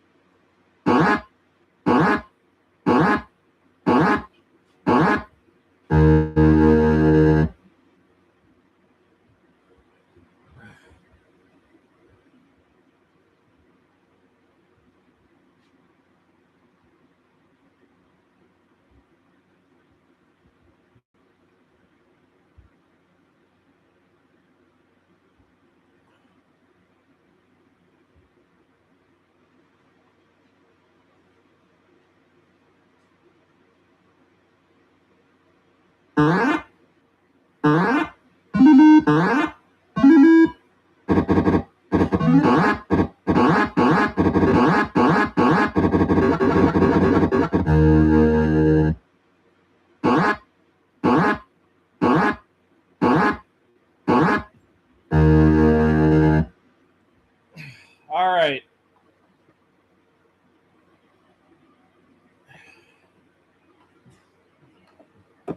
Oh, hold on a second here. I need to get me another drink.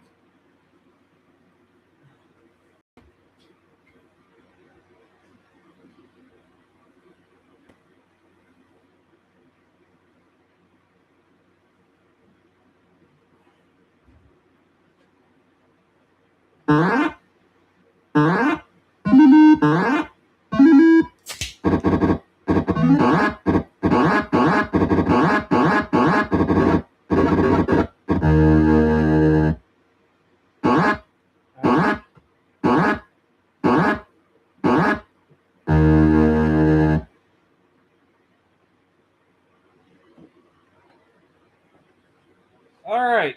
So let's play some Zookeeper again here. This is a really cool game. I never got the opportunity to play this in the arcade. And I'm playing this version on the 2600, and and I love it. So on my birthday, which is coming up soon on July 4th, I'm going to Galloping Ghost Arcade. And they'll definitely have this game.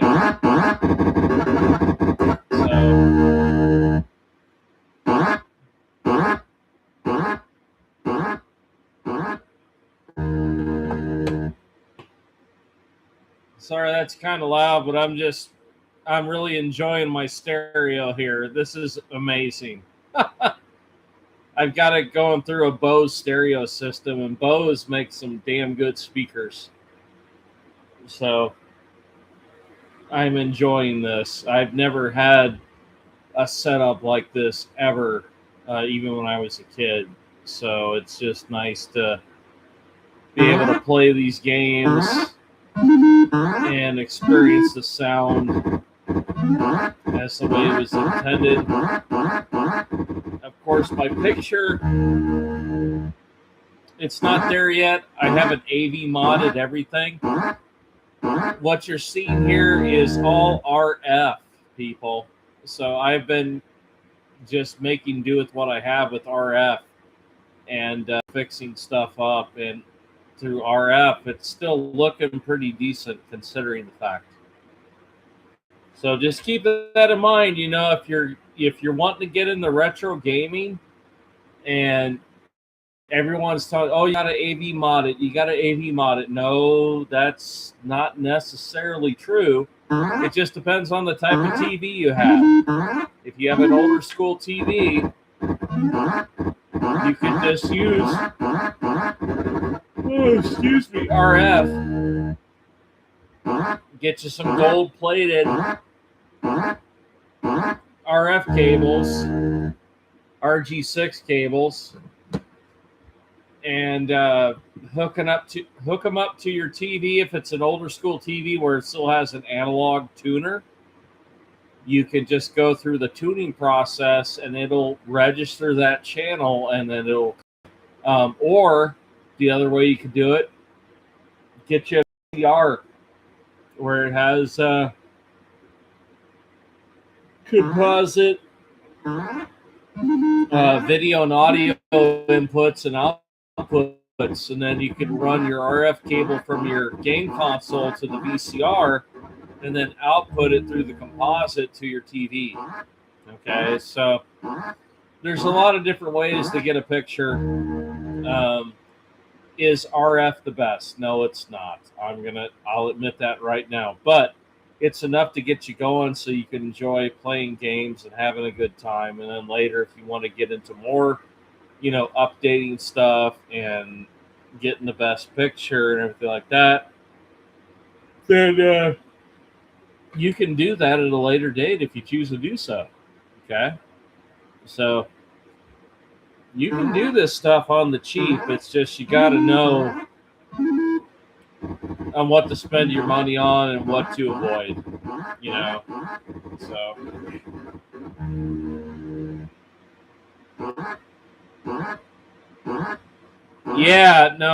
it's crazy. So here's the deal, Megan. So the reason why I'm able to get the sound into my Bose is because on my TV I have audio outputs on my TV. So whatever's fed into the TV will give me an audio output.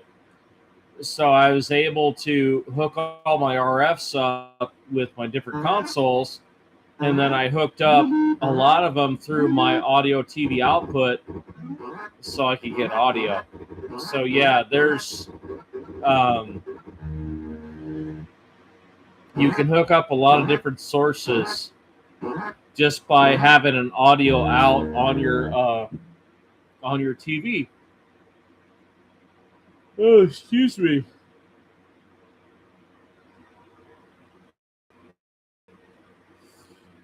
But yeah, no, it's a Bose home entertainment system, and it's an older one. It's not Blu-ray, it's a DVD. But it's got all the old school inputs on it, which is nice. So I use that, and then I also use it to play my old DVDs. And then I got a Blu-ray player too for when I play my Blu-rays.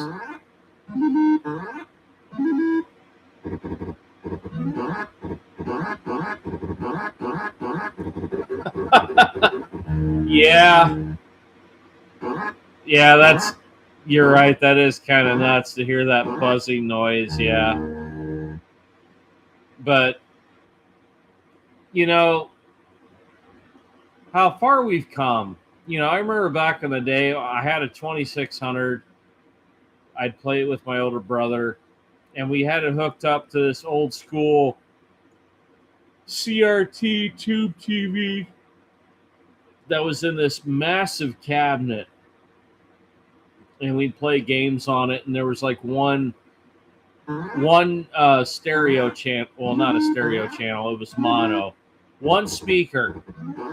And now with everything that we can do, it's just gone leaps and bounds.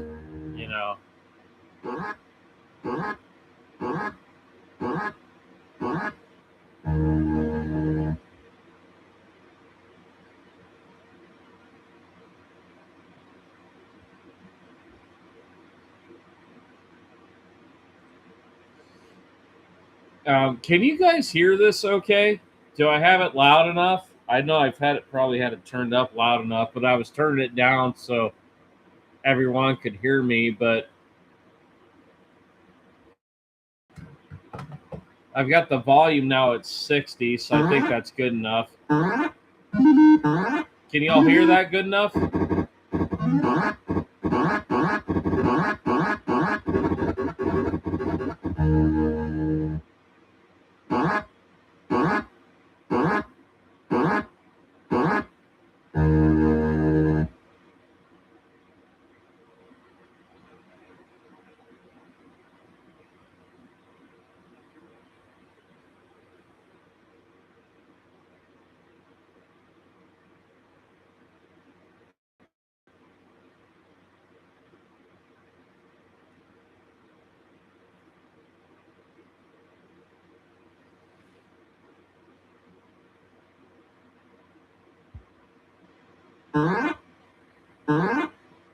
Hey, I got another question for y'all. Here, let me turn this back down. Sorry. I love this remote. This is awesome. My question is this. If I did like a video on showing how to hook up consoles in different ways for your video and your audio, hooking up the stereos and stuff, would you guys be interested in something like that if I did that for y'all?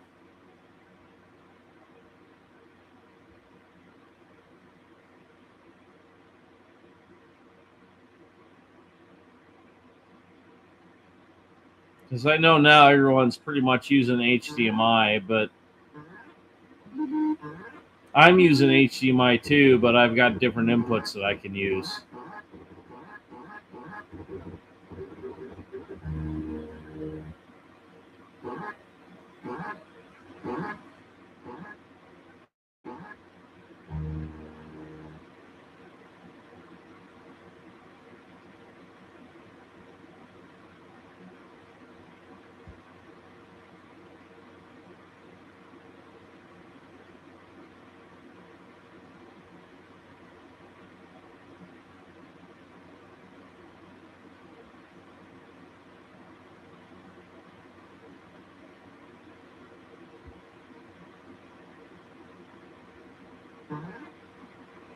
Well, I haven't heard an answer yet for my question, so I'm going to go ahead and start another game here as Zookeeper.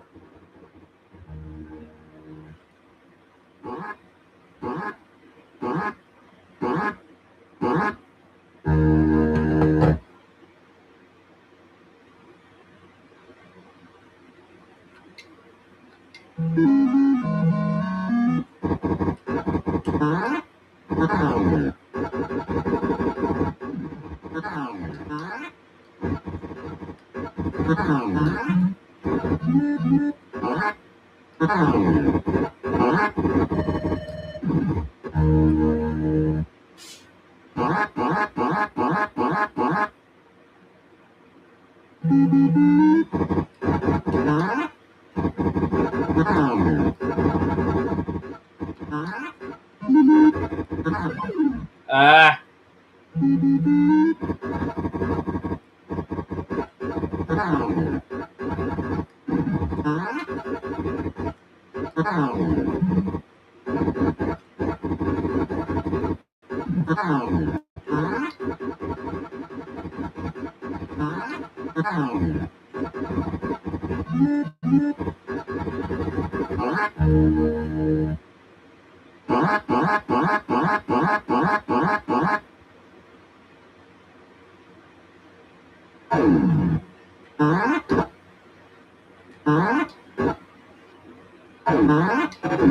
Ah. Stupid monkey.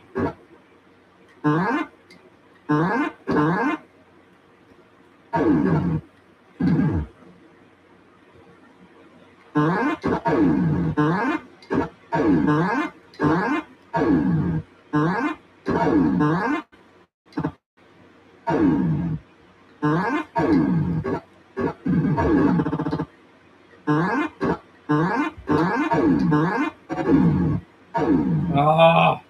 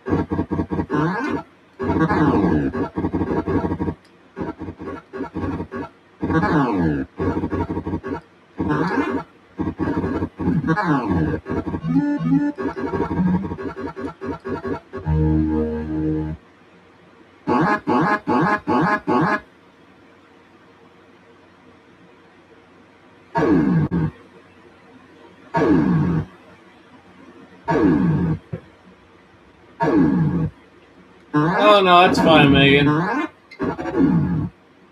Yeah, Sega Genesis. Yeah, no, that was cool. I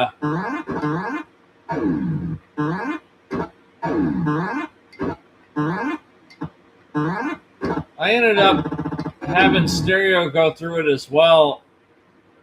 I'm trying to remember how in the hell I did it.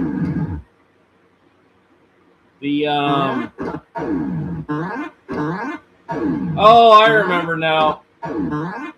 So it was funny when I got my Sega Genesis. I think it only came with the RF cable.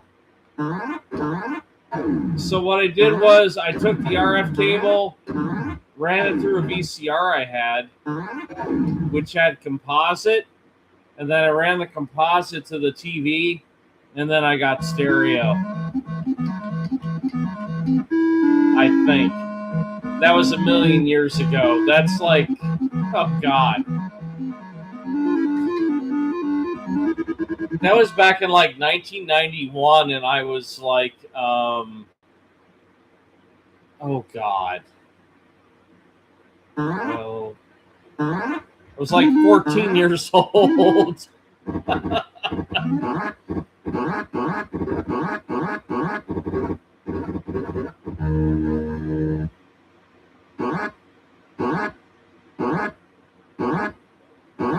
Yeah, no, I used to put the headphones in there myself, and then I figured out how to get the stereo output by using the VCR and then going to the output of the VCR to the TV, and then the TV output would have the stereo output. So yeah, no, I did quite a bit of fiddling and hookup back in the day with trying to get, the most best sound and picture that I could. Yeah. So I was doing a lot of messing around with hooking stuff up and making stuff the best that I could with it.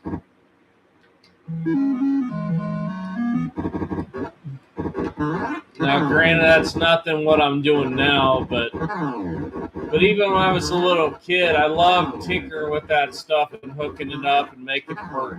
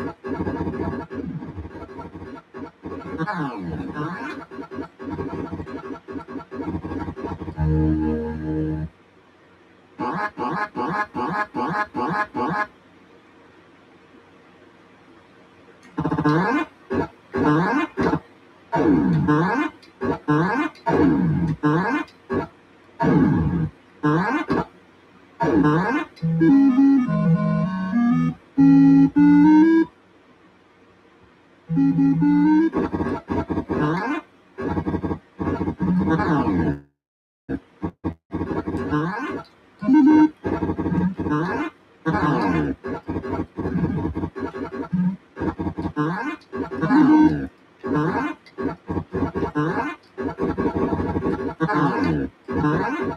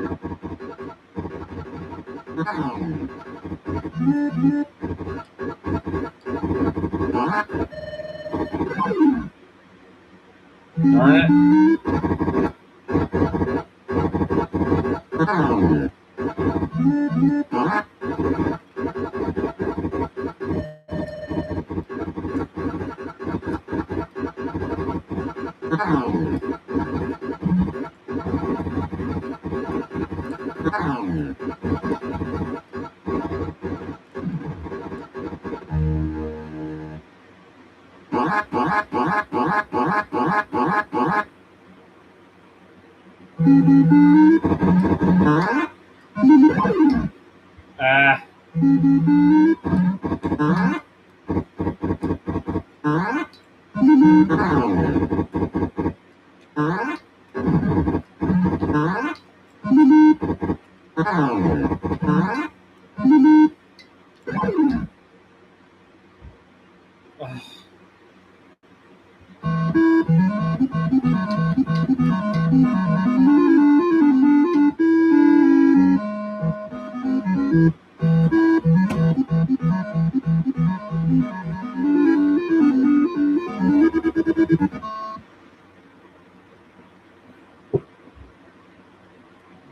If you haven't tried out Zookeeper, you need to, because this game is freaking cool. Like, every game that I have bought from Champ Games, I have not been disappointed in. This is amazing.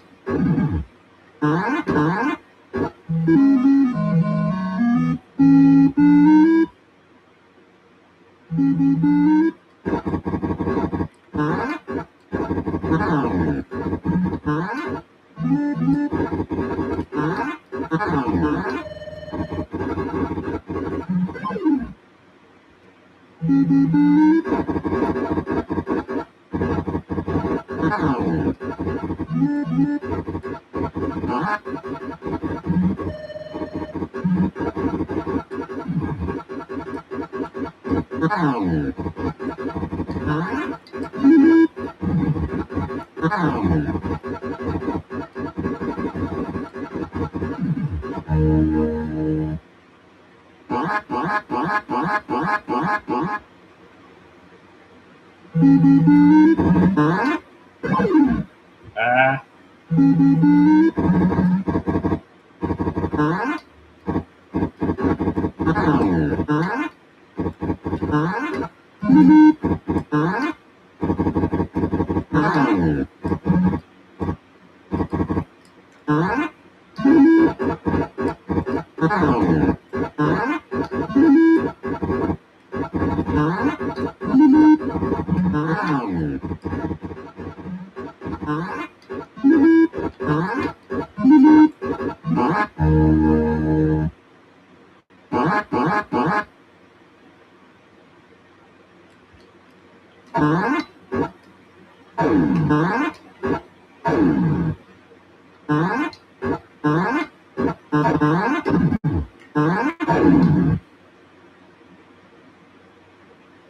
Ah.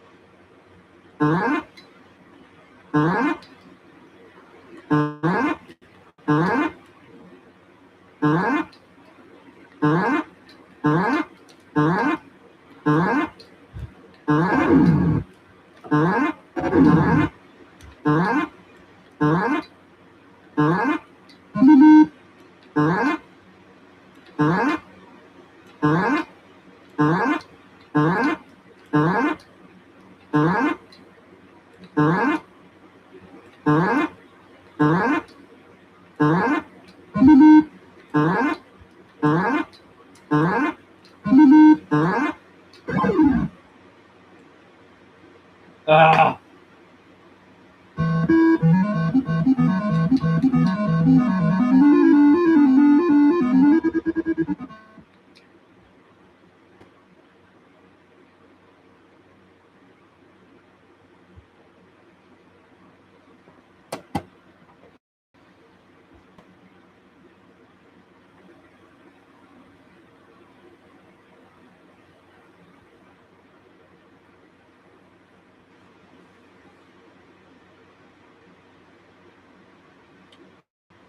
So, is anyone else started to play some cool new games, acquired some games and stuff?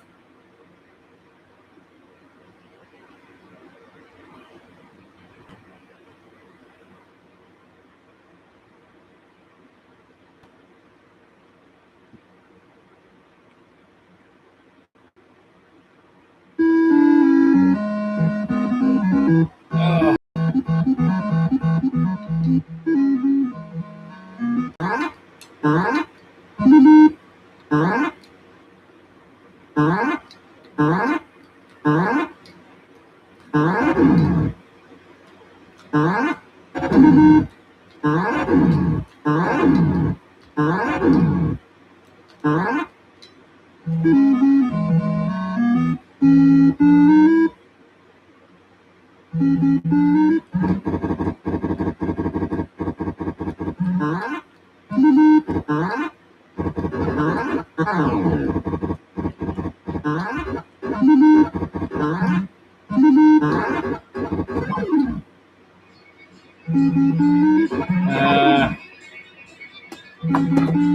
Just a second.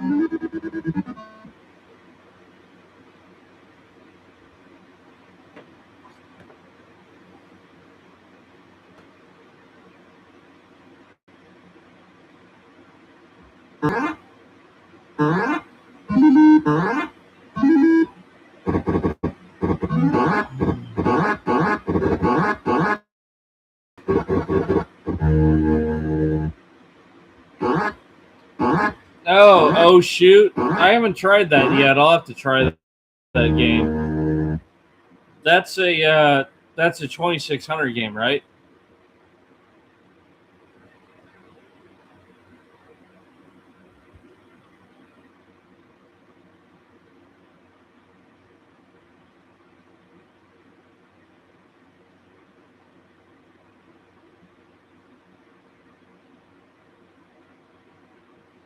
Okay, no, that's cool. It's it's called Oh Shoot. Okay, I'll have to check it out.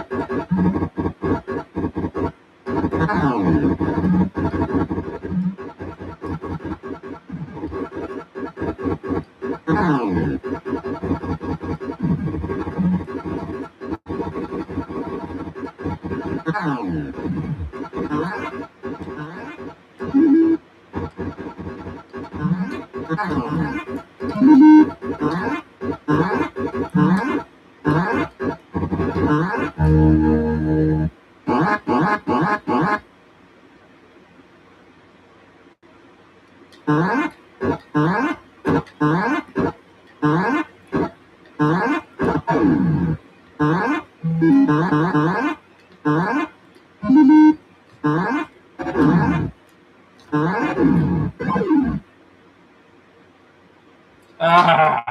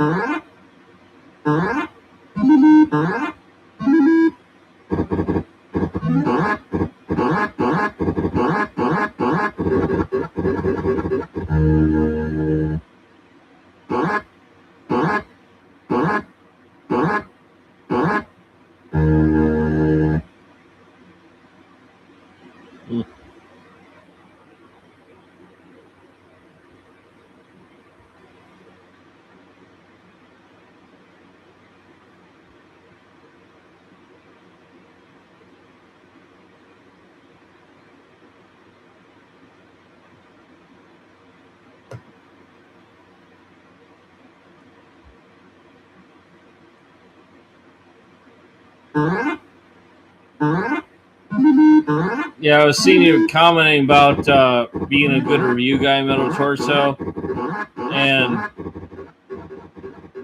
I don't know. I I think I'm pretty good at doing reviews, but the problem is with me, and something tells me you're the same way, and Megan's probably the same way too. But when we do reviews, you know, our integrity is very valued right now. In other words, you know, if it's a good game, yeah, we'll say it's a good game. But on the other side of that, you know, if the game is crap, I'm sorry, I'm going to tell everyone the game is crap and not buy it. So that's the one thing that stinks about when you do reviews, because you get a lot of these different companies come out, they want you to give them a good review, and then you try it and look at it, and then basically see that, yay, I don't like it, and reasons why, A, B, and C. And sometimes, you know, they respond well and they give good input and say, okay, well, how can we change that? How can we make it better? And they work on it and they make it right, and that's great. However, there's other companies where they just want you to put their badge on it and say that it's good, when in actuality that the product is a piece of crap. So, and believe me, in my area of work that I've done for 25 plus years, I know all too much about that. So, if someone wants me to do a review on a product, I tell them up front, I'm like, look, man, I'm like, if you're going to want me to do a review on a product, I'm going to be honest about it. And if I don't like the product, I'm going to tell them about it. So you can make a decision right there if you really want me to do this for you. And what's sad about that whole thing is the good majority of the time, I get companies that end up not wanting to go with me because I am not going to sacrifice my integrity for a buck. That's just how I've always been. I'm not going to do that. The only time I am going to back something that I think is worthy to sell is if I think that that piece of equipment or whatever the heck I'm selling for you is actually worth the money and worth the investment, and it's going to help that individual. And I just don't want to see anyone get bit by the hype of a certain product or a component, or you know what I mean. So all I'm saying is, you know, when you're doing reviews for people, that's great. But on the same side of that, you need to stay true to, you know, okay, is the game really good? Is it gonna, are people gonna like it? You know, give your honest opinion on it. And as long as that company is cool about you doing that, then that's great. That's a good company to work with. But if you get a company that says that you're only supposed to say good things about it, you do not want to work with that company. That is not a good company. Okay. So the reason why I'm talking about this now is because this is a little bit different, but from where I come from, like I've told a lot of people before, I come from the diesel repair industry. Okay, heavy duty, dealing with tooling, electronics, and stuff like that, and I've dealt with that type of thing for years and years. So just please, you know, when you're doing something like that, make sure you ask questions to that person who is wanting you to review that product. and make sure that, they are on the same understanding that, look, I'm going to review your product, but if I don't like the product, I'm going to tell people about that. And if they're not okay with that, then you need to back out. So it just comes down to integrity.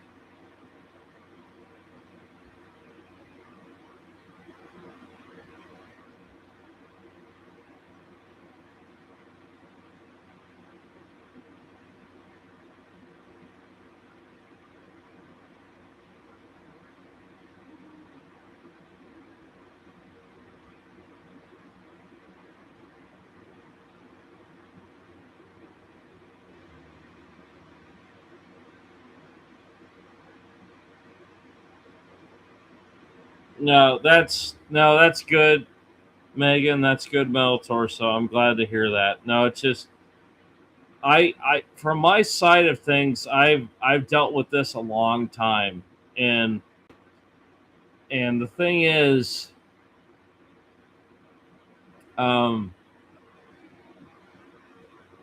I've had companies approach me before, asking me to promote their product and say how good it is, and then I look at it and I'm like, oh no, it's not. This product's a pile of crap, and I'm not putting my name behind it. So um, that's the reason why I spoke up about that. So I'm sorry if I appeared like I was a little bit out of line, but you were talking about that in the chat, and I thought I'd just give my 2 cents on that. So there's nothing wrong with, promoting a company that gives you a good product, and it gives you, it helps you, and it's good.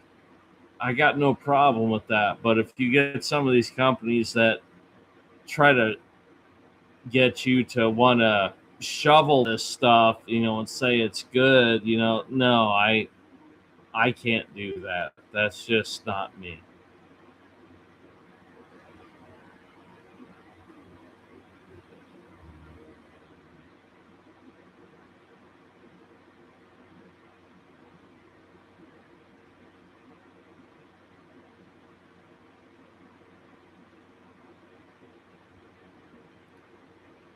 Yeah, and the other reason why I bring this up is because, in my end of, my job, I'm a diesel tech trainer. Okay, so I train technicians all over the United States. I help them, and they're asking me, well, Mike, what's some good tools I can buy? What should I use? What should I not use? And I take that with a grain of salt because they're asking me for my professional opinion. And, you know, that means a lot to me. And because of that, I'm like, if there's a product that I don't know about, I'm not going to tell them to buy it. I'm only going to tell them to buy things, if I know about it and I know that the product is good. So it all comes down to integrity. Okay. So you've got to, this sounds crazy, I know, but we got to keep these companies in check. We got to make sure that, they're doing their due diligence, they're doing their R&D, they're making sure that the product is a good product, and they're not just trying to make a quick buck. Okay. So, and it's just, I don't know. I don't know what to say. I have a conscience, okay? I don't want everyone to get screwed over by buying a product and finding out that it's a load of crap, okay? I want them to be informed about their decision before they spend their hard-earned money on a product, okay? So, sorry, Megan, uh, you brought that up and that got me on a rant because I have a lot of experience in that area. So I didn't mean to tick anyone off or offend anybody, but I'm just trying to give you my 2 cents and just give you some warnings on, what to look out for, because there's a lot of companies out there that they don't really, I hate to say this, but they don't give two craps about what they're selling. They're just there to make a quick buck and get the heck out.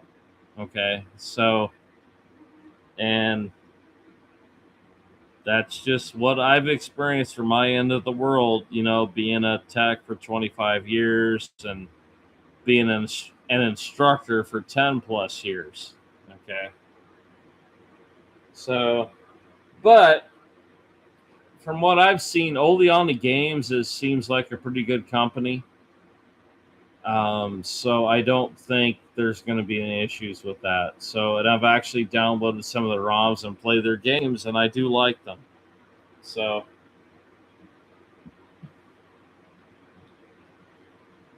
but no, it's just, I don't know, it's crazy. I know everyone has to make a living and they got to make a buck, and I get that. Okay, but on the same side of that, let's not like sacrifice our integrity for that buck. You know what I'm saying?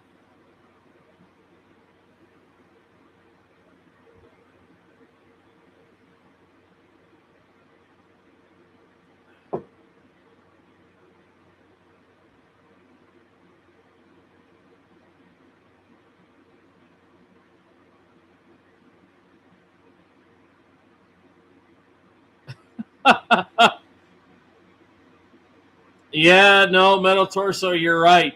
That is a good statement. 80% of the Atari library for the 2600 sucks ass. I agree with that statement. But let's concentrate on the 20%. Let's be optimistic, shall we? Uh, but no, I've actually stumbled upon a lot of cool games on the 2600 library that I did not know about. Later on, I'll have to show it again, but I found these cool games for on the 2600. I'm trying to remember the name of the game. Oh yeah, Encounter at L5. You have got to try that game out. It is cool. There's Encounter at L5, Solar Storm. Those are fun. I actually enjoyed those games.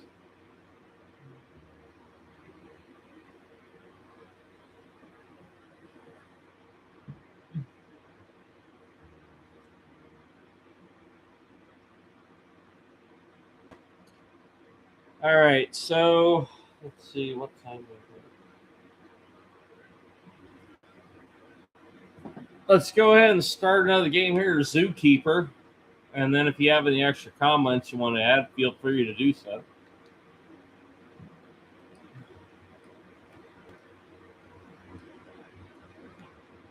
What the heck happened to my volume?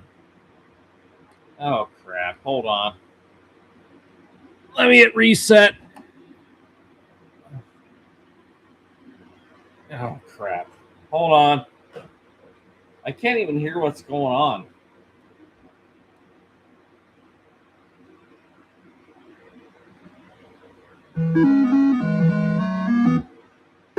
There we go. Now I can hear.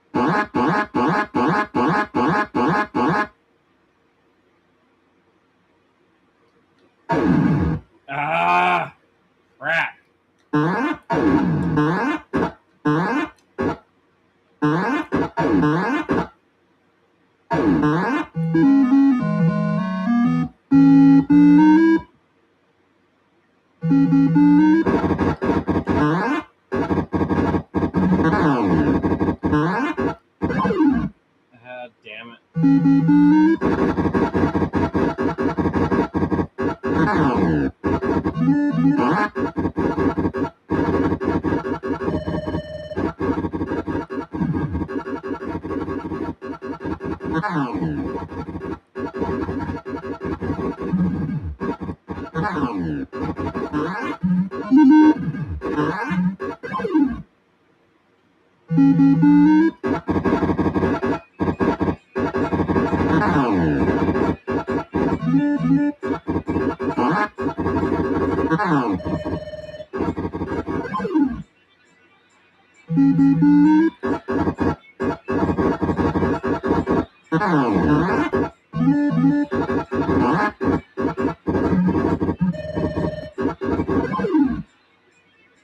Ah.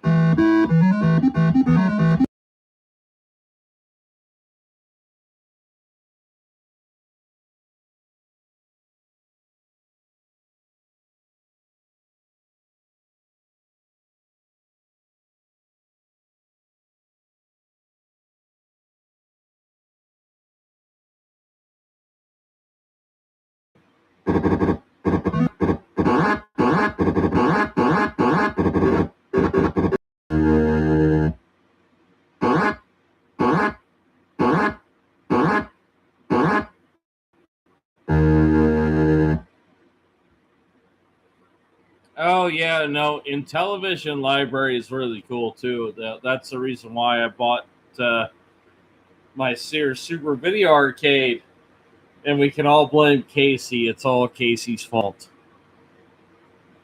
And man, I wonder why Casey isn't here. I posted on his channel. He must be having family time or something. So I'm surprised Casey hasn't come in to say hi.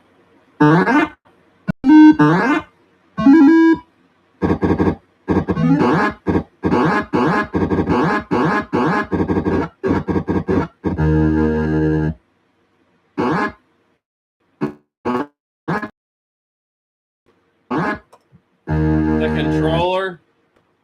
Yeah, no, I guess the controller is kind of like an acquired taste, Metal Torso. I understand what you're saying. I've gotten used to it. One thing that I figured out though with that Intellivision controller, if you buy Turbo for the Intellivision, if you use the disc like a steering wheel and you move it right to left, it actually works pretty good. You just have to understand that. So I've had a lot of people say that Turbo plays like crap on the Intellivision. I don't agree with that. It actually plays pretty good. You just have to understand when you press on the disc, you press on the top of the disc and then you rotate it back and forth. So basically, take the controller, hold it sideways in your hand, put your two fingers on the top, and then basically rotate it back and forth to steer, and it actually works pretty good. It's just apparently I think a lot of guys and gals don't realize that. So, or maybe I'm just completely oblivious and they already know. I don't know, but that's what I've experienced, and it actually works really good. So I'll have to show that later, in another stream.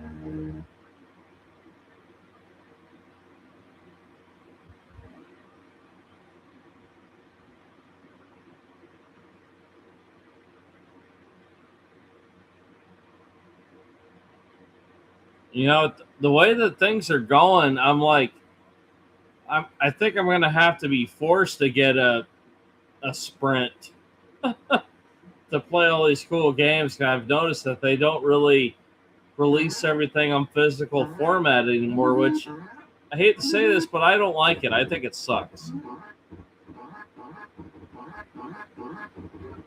I want a cartridge, damn it. That's just how I am. I want the cartridge in my hand. I can slap it in the console and I can make it work. Maybe that's crazy, but that's just how I feel. I want the freaking game in my hand. I can slap it in there and make it work, and I don't have to worry about a stupid ass update.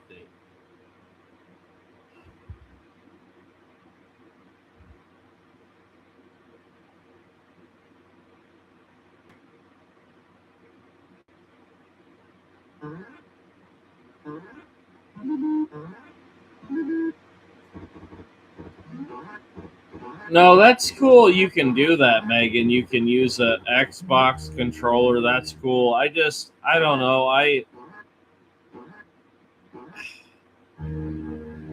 like playing these systems in their original format, using the controllers that they use to play the game. And that might sound a little crazy to everyone, but I like playing these systems like that. So I've got, like, for example, the Atari 5200. Everyone bitches and moans, excuse my language, on the Atari 5200 controller and how bad it is. Well, I got some rebuild parts for it. I rebuilt them, two of my 5200 controllers for my Atari 5200, and I think they work just fine.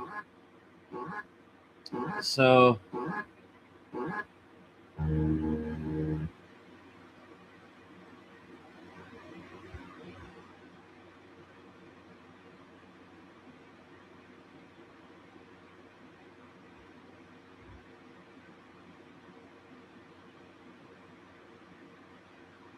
oh no, I agree with that, Megan. No, that's, I get that. You know, not everyone is going to be able to buy all the physical hardware to be able to play these games. No, that, I get that. I'm just saying that's just the way I am.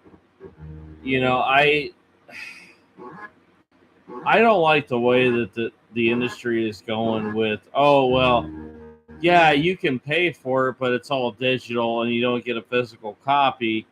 And then if something happens to your hard drive and it crashes, well, guess what? You're SOL. I like having the copy of that game in my hand. I don't like the way that they're going with this, because they're just, they want to turn this into a recurring profit all the time. I know exactly what they're doing, and they want to make a buck. I get that. But for the consumer side of it, that sucks for us because we got to keep on paying money.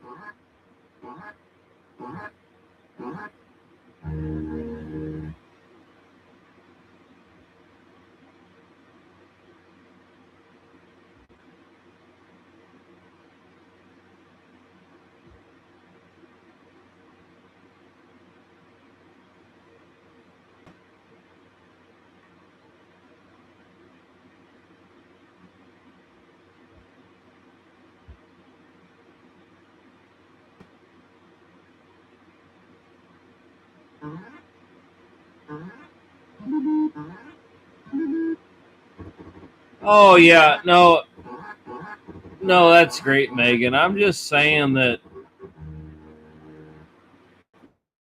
you know, the way this industry is going, and I don't blame anyone for doing what they do. If they want to get a ROM or a console, I get that.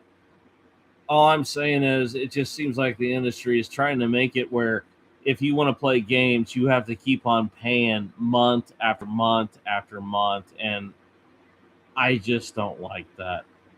I don't think that's right. I think that, you know, if you give your hard-earned money to buy a game, you buy the game, and the game is yours, and you can play it as much as you want. But the problem is, you know, if it's all online and it's all digital, well, what happens if your hard drive takes a crap, Or what if your subscription expires? What other BS is these companies going to pull on you and say that, well, because your subscription expired, I'm sorry, you can't have your games anymore. Now, I don't know if that's true or not. I don't know. I've been out of the loop for a long time. I've only had an Xbox 360. That was my last most current console. But I just start seeing all the news online and what's going on, and they're trying to nickel and dime us to death. And I don't agree with that. I don't think that's right. If you've got a good video game company that's on the top of their game, and if they make good content and they make good games, they're going to sell games and they're going to make money. So just, good example, just look at Nintendo. Look at Sega. Okay. Back in the day, Atari. They made millions and millions of dollars. So, I don't know. I just think that sometimes a lot of these companies are just trying to take the advice from the Staples commercial of clicking the easy button, So it drives me nuts, guys. And I get this world and you got to make a living, but there's a line, you need to be careful about before you draw that line.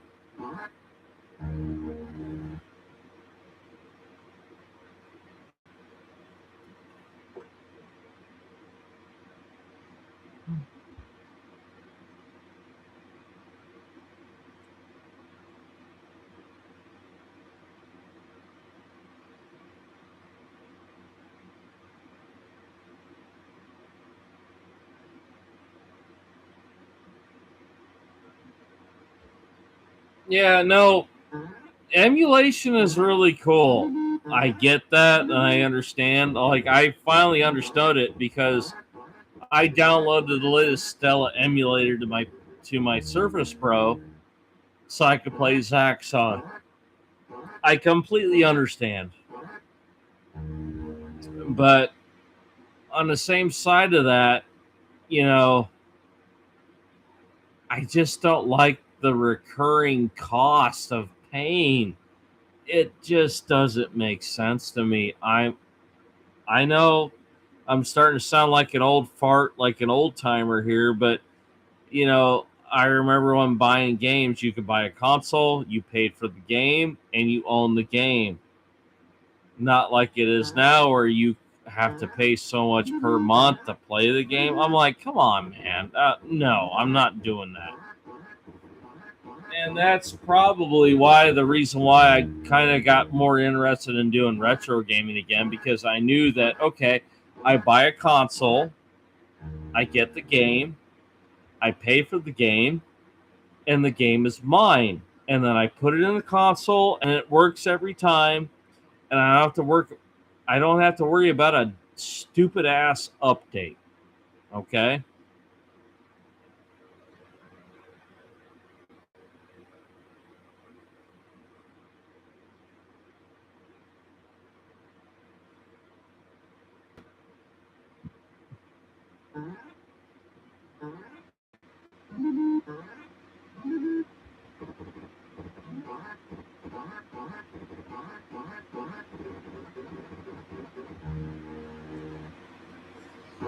Yeah, no, and Megan, like I said, it's cool if you got digital games, and I've got ROMs too. I'm not gonna lie, but I'm just afraid that they're gonna take all the physical stuff away and make it all online. You have to keep on paying month after month after month, and I'm sorry if you're like a regular Joe like me, I can't afford that crap every month.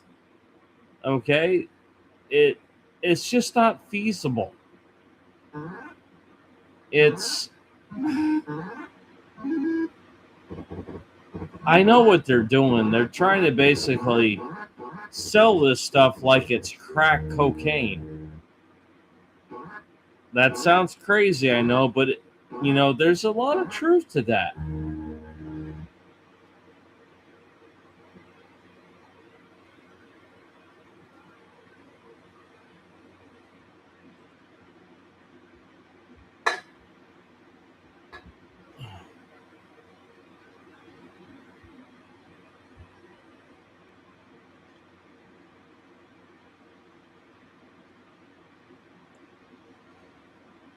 Yeah, no, you know, Megan, that's fine if that's what you're into. I'm trying not to give doom and gloom here. I'm just trying to state the obvious here. If you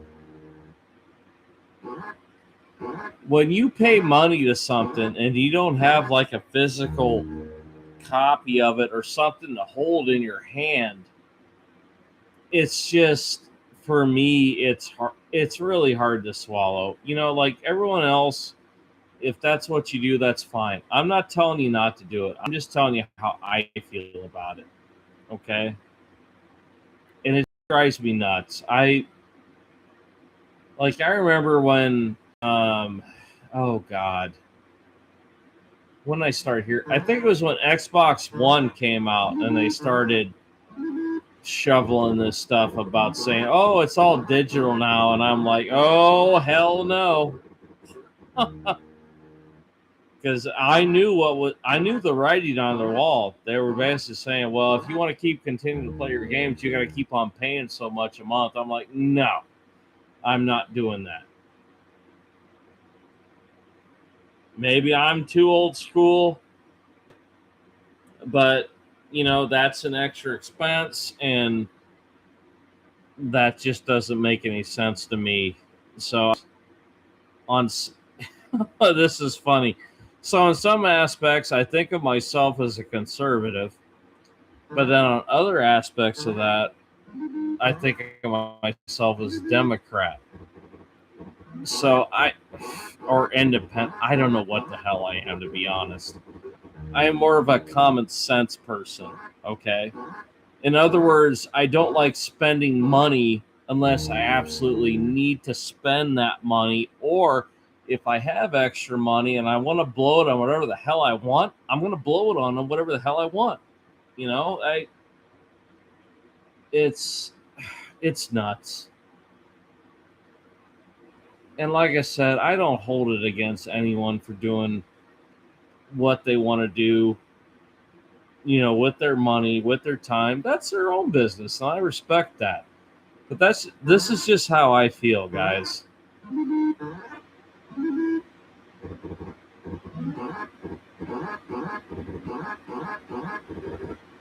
Yeah, independent. Yeah, that was the word I was looking for. Sorry, Megan. I think we should rename independent to the Common Sense Party right there. Yeah, I think that's what we should call it.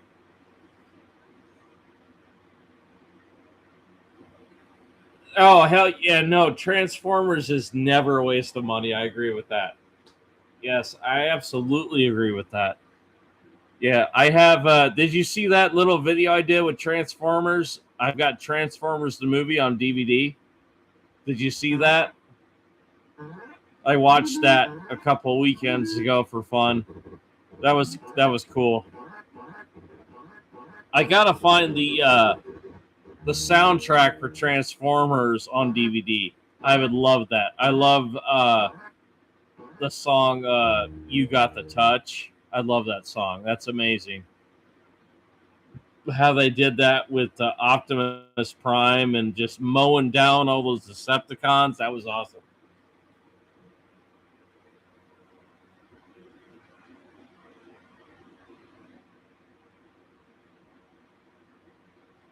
Yeah, I used to have a lot of Transformers as a kid too. I had oh god, what did I have as a kid? So I had Omega Supreme, the space station, Optimus Prime, Cup, Ultra Magnus, Thundercracker. I had Sunstreaker, What else did I have? I also had, I think I had, man, it's been a million years. I had Jazz. Yeah, I love Transformers, Megan. I'm a big Transformers fan too. Um, damn it, who else did I? Oh, I had the Constructicons. Um, oh man, I'm gonna have to go out and start buying Transformers again.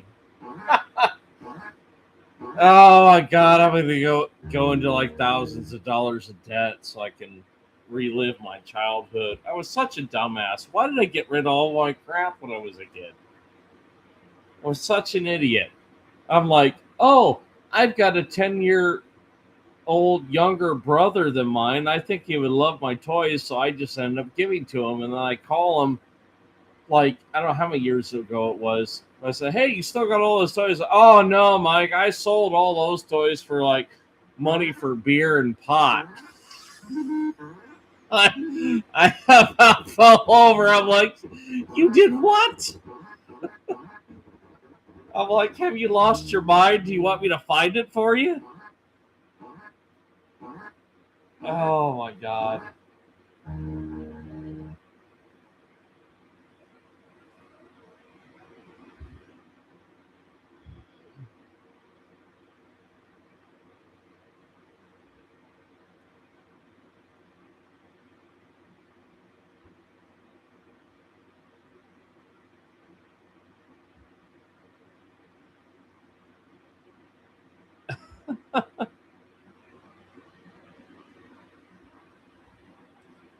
Oh no, that's cool, Megan. Yeah, no, Metroplex. I never had Metroplex. That's cool, but I had Omega Supreme, the moon base. That was kick ass. I remember when I got that as a kid. I was so excited.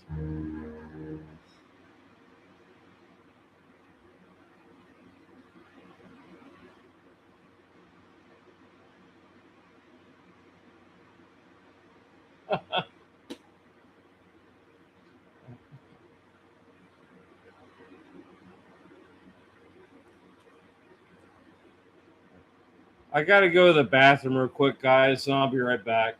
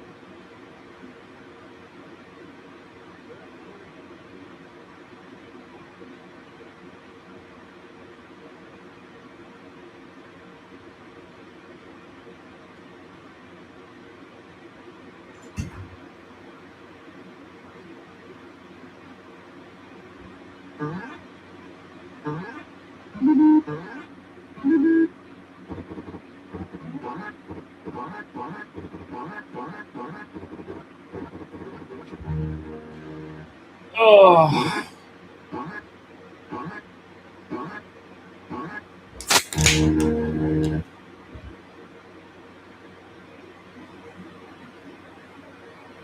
Oh.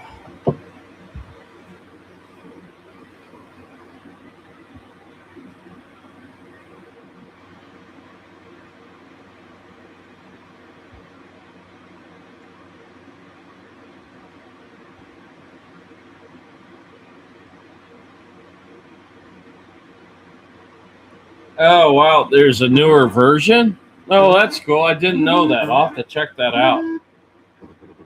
No, I'm a big Transformers fan too, Megan.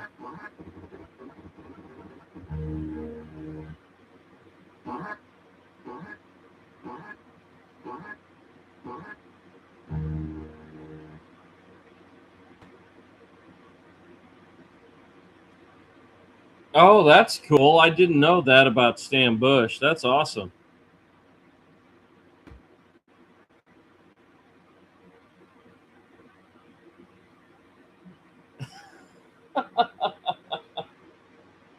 Yeah, no, that's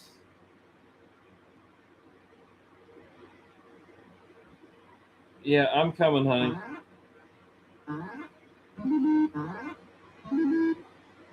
All right, I'm coming. Bye.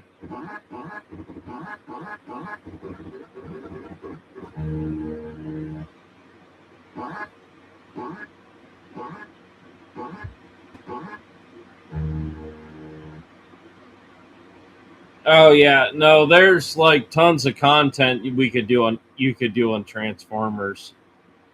Um, hey, just on a side note, has anyone seen the Masters of the Universe movie yet? The He-Man movie.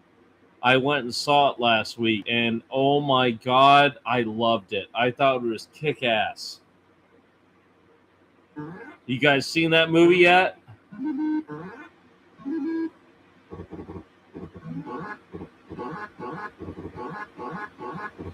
Yeah, no, I liked it. Yeah, I thought it was pretty cool. Yeah, I thought they did a really good job of keeping to the source material of the cartoon, and I'd probably say my favorite character. You know, I liked He-Man. Don't get me wrong, but I really liked Idris Elba as the Master of Arms. I thought he did a kick-ass job at that.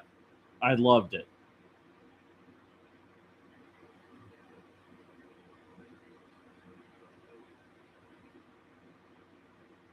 Yeah, no, Metal Torso, go see He-Man. It is awesome. Yo, I loved it.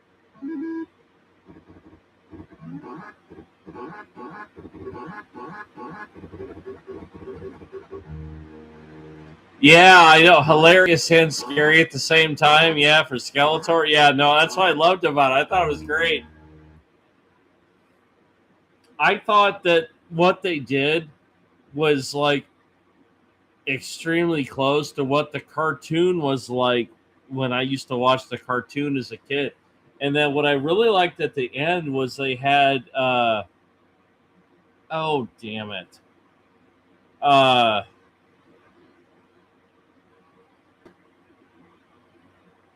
is it Urko? The sorcerer, the little magician? They had him at the end. That was great because it was funny in the beginning. I was looking for him and I didn't see him. I was like, where is this the little magician dude? Because that was like one of my favorite characters growing up as a kid. And I'm like, where the hell is he? And then finally at the end he showed up. I'm like, okay, it's fine. So I am praying now that they're gonna do more movies where we can see Urko. Because I think it's Urko, right?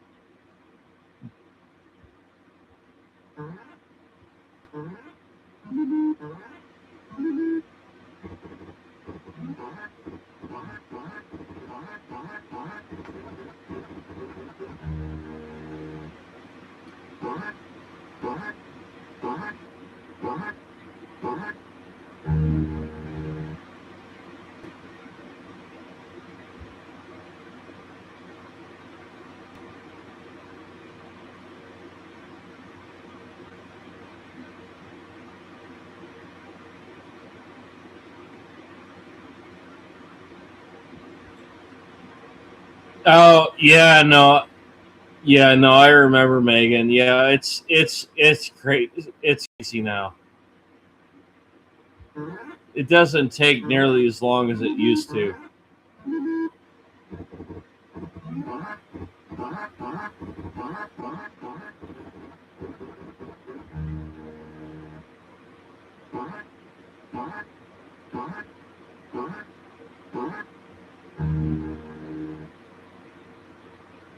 All right, so I'm going to pop out Zookeeper and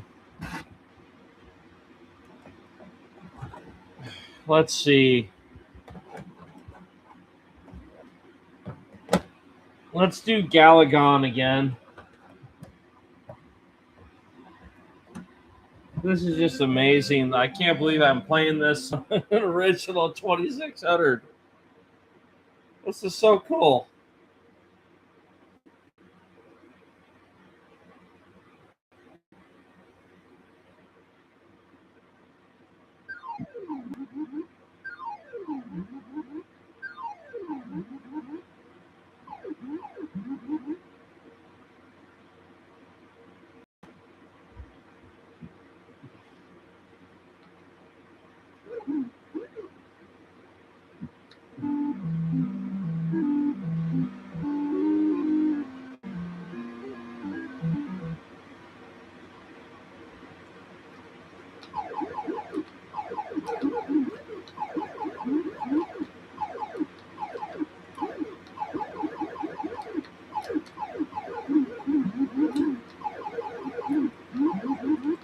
Well, I will be saying this, Metal Torso, when it becomes available for like a physical copy for like Blu-ray or whatever, I'm gonna be buying it. So, but yeah, it's crazy. I thought the movie was amazing.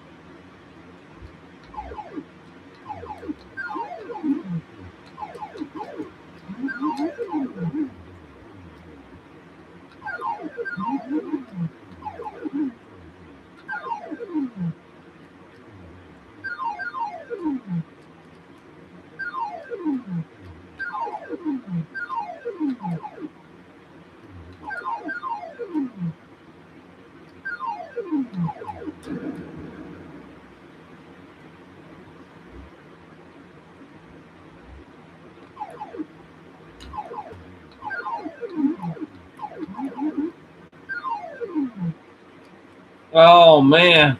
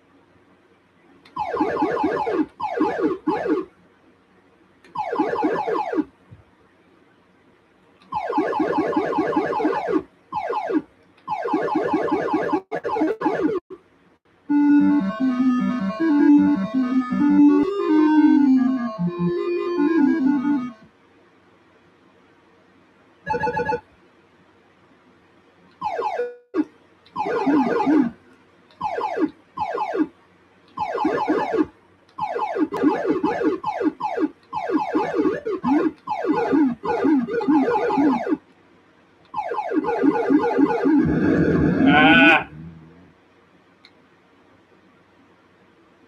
Damn it.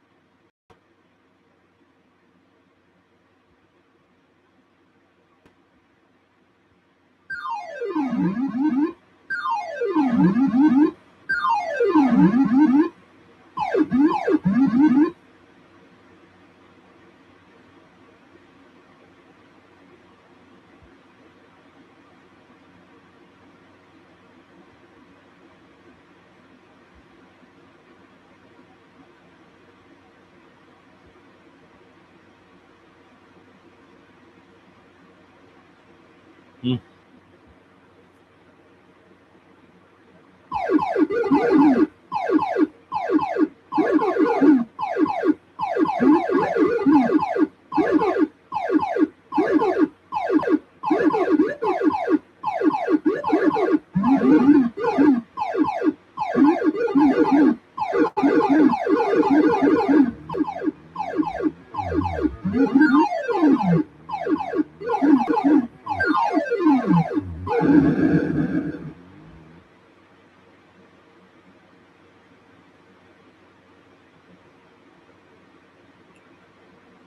Well, hopefully Metal Torso they'll want to do a sequel for Masters of the Universe, because I thought the movie was great and what they did with it. So, but I don't know. The world is changing. I don't know what the heck the next generation is interested in, but I'm interested in video games, blowing crap up, having a beer, having a good time, and reading a comic book occasionally. So I do collect comic books.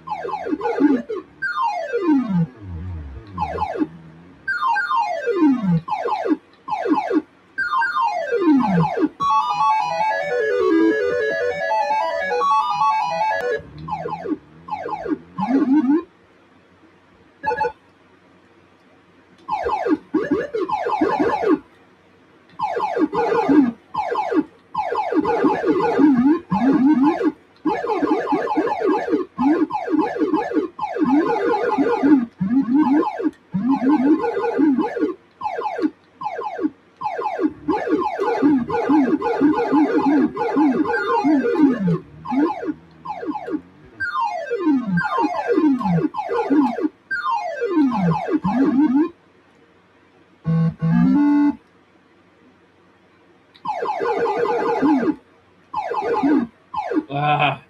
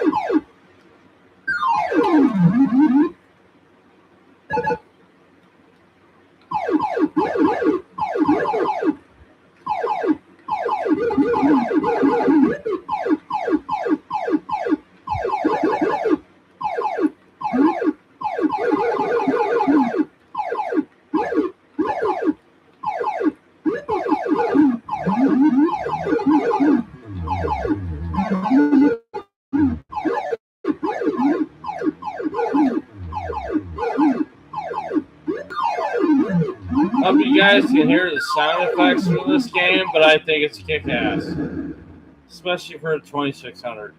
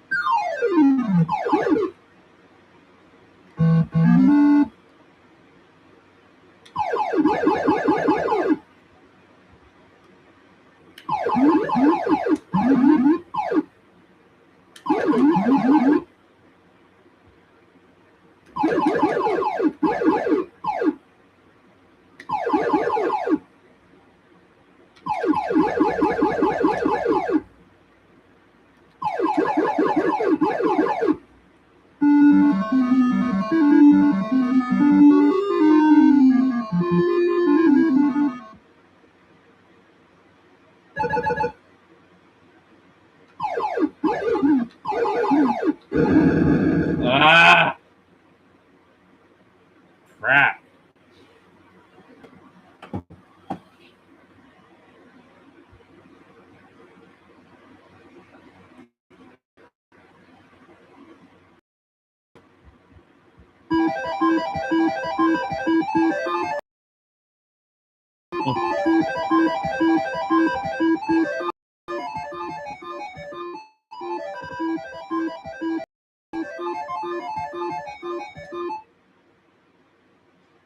No, it's cool, Metal Torso. I get that with, what you're wanting to gather your information and stuff, and I'm a lot like that too in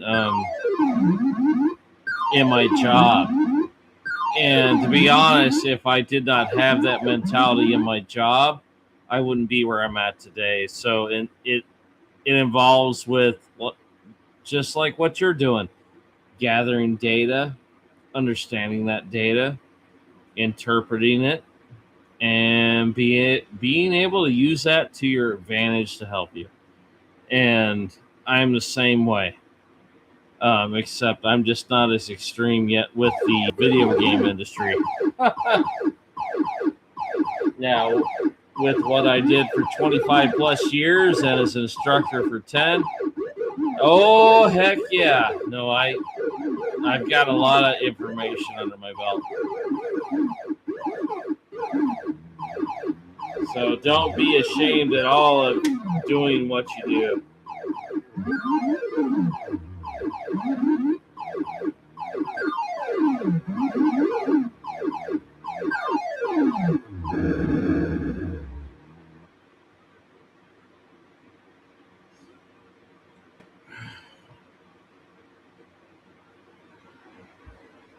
All right, so that was Galagon.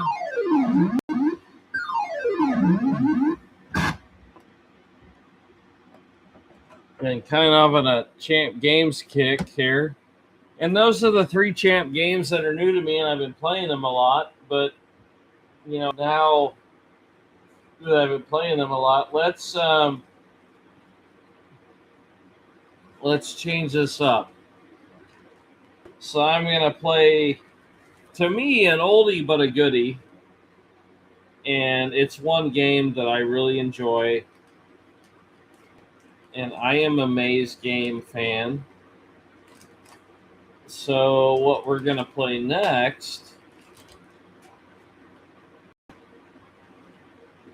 is Ladybug. And I love this game. And I've played a couple different versions. I've played the Intellivision version. I've played the ColecoVision version, and this is going to sound nuts, but I prefer the Champ Games version.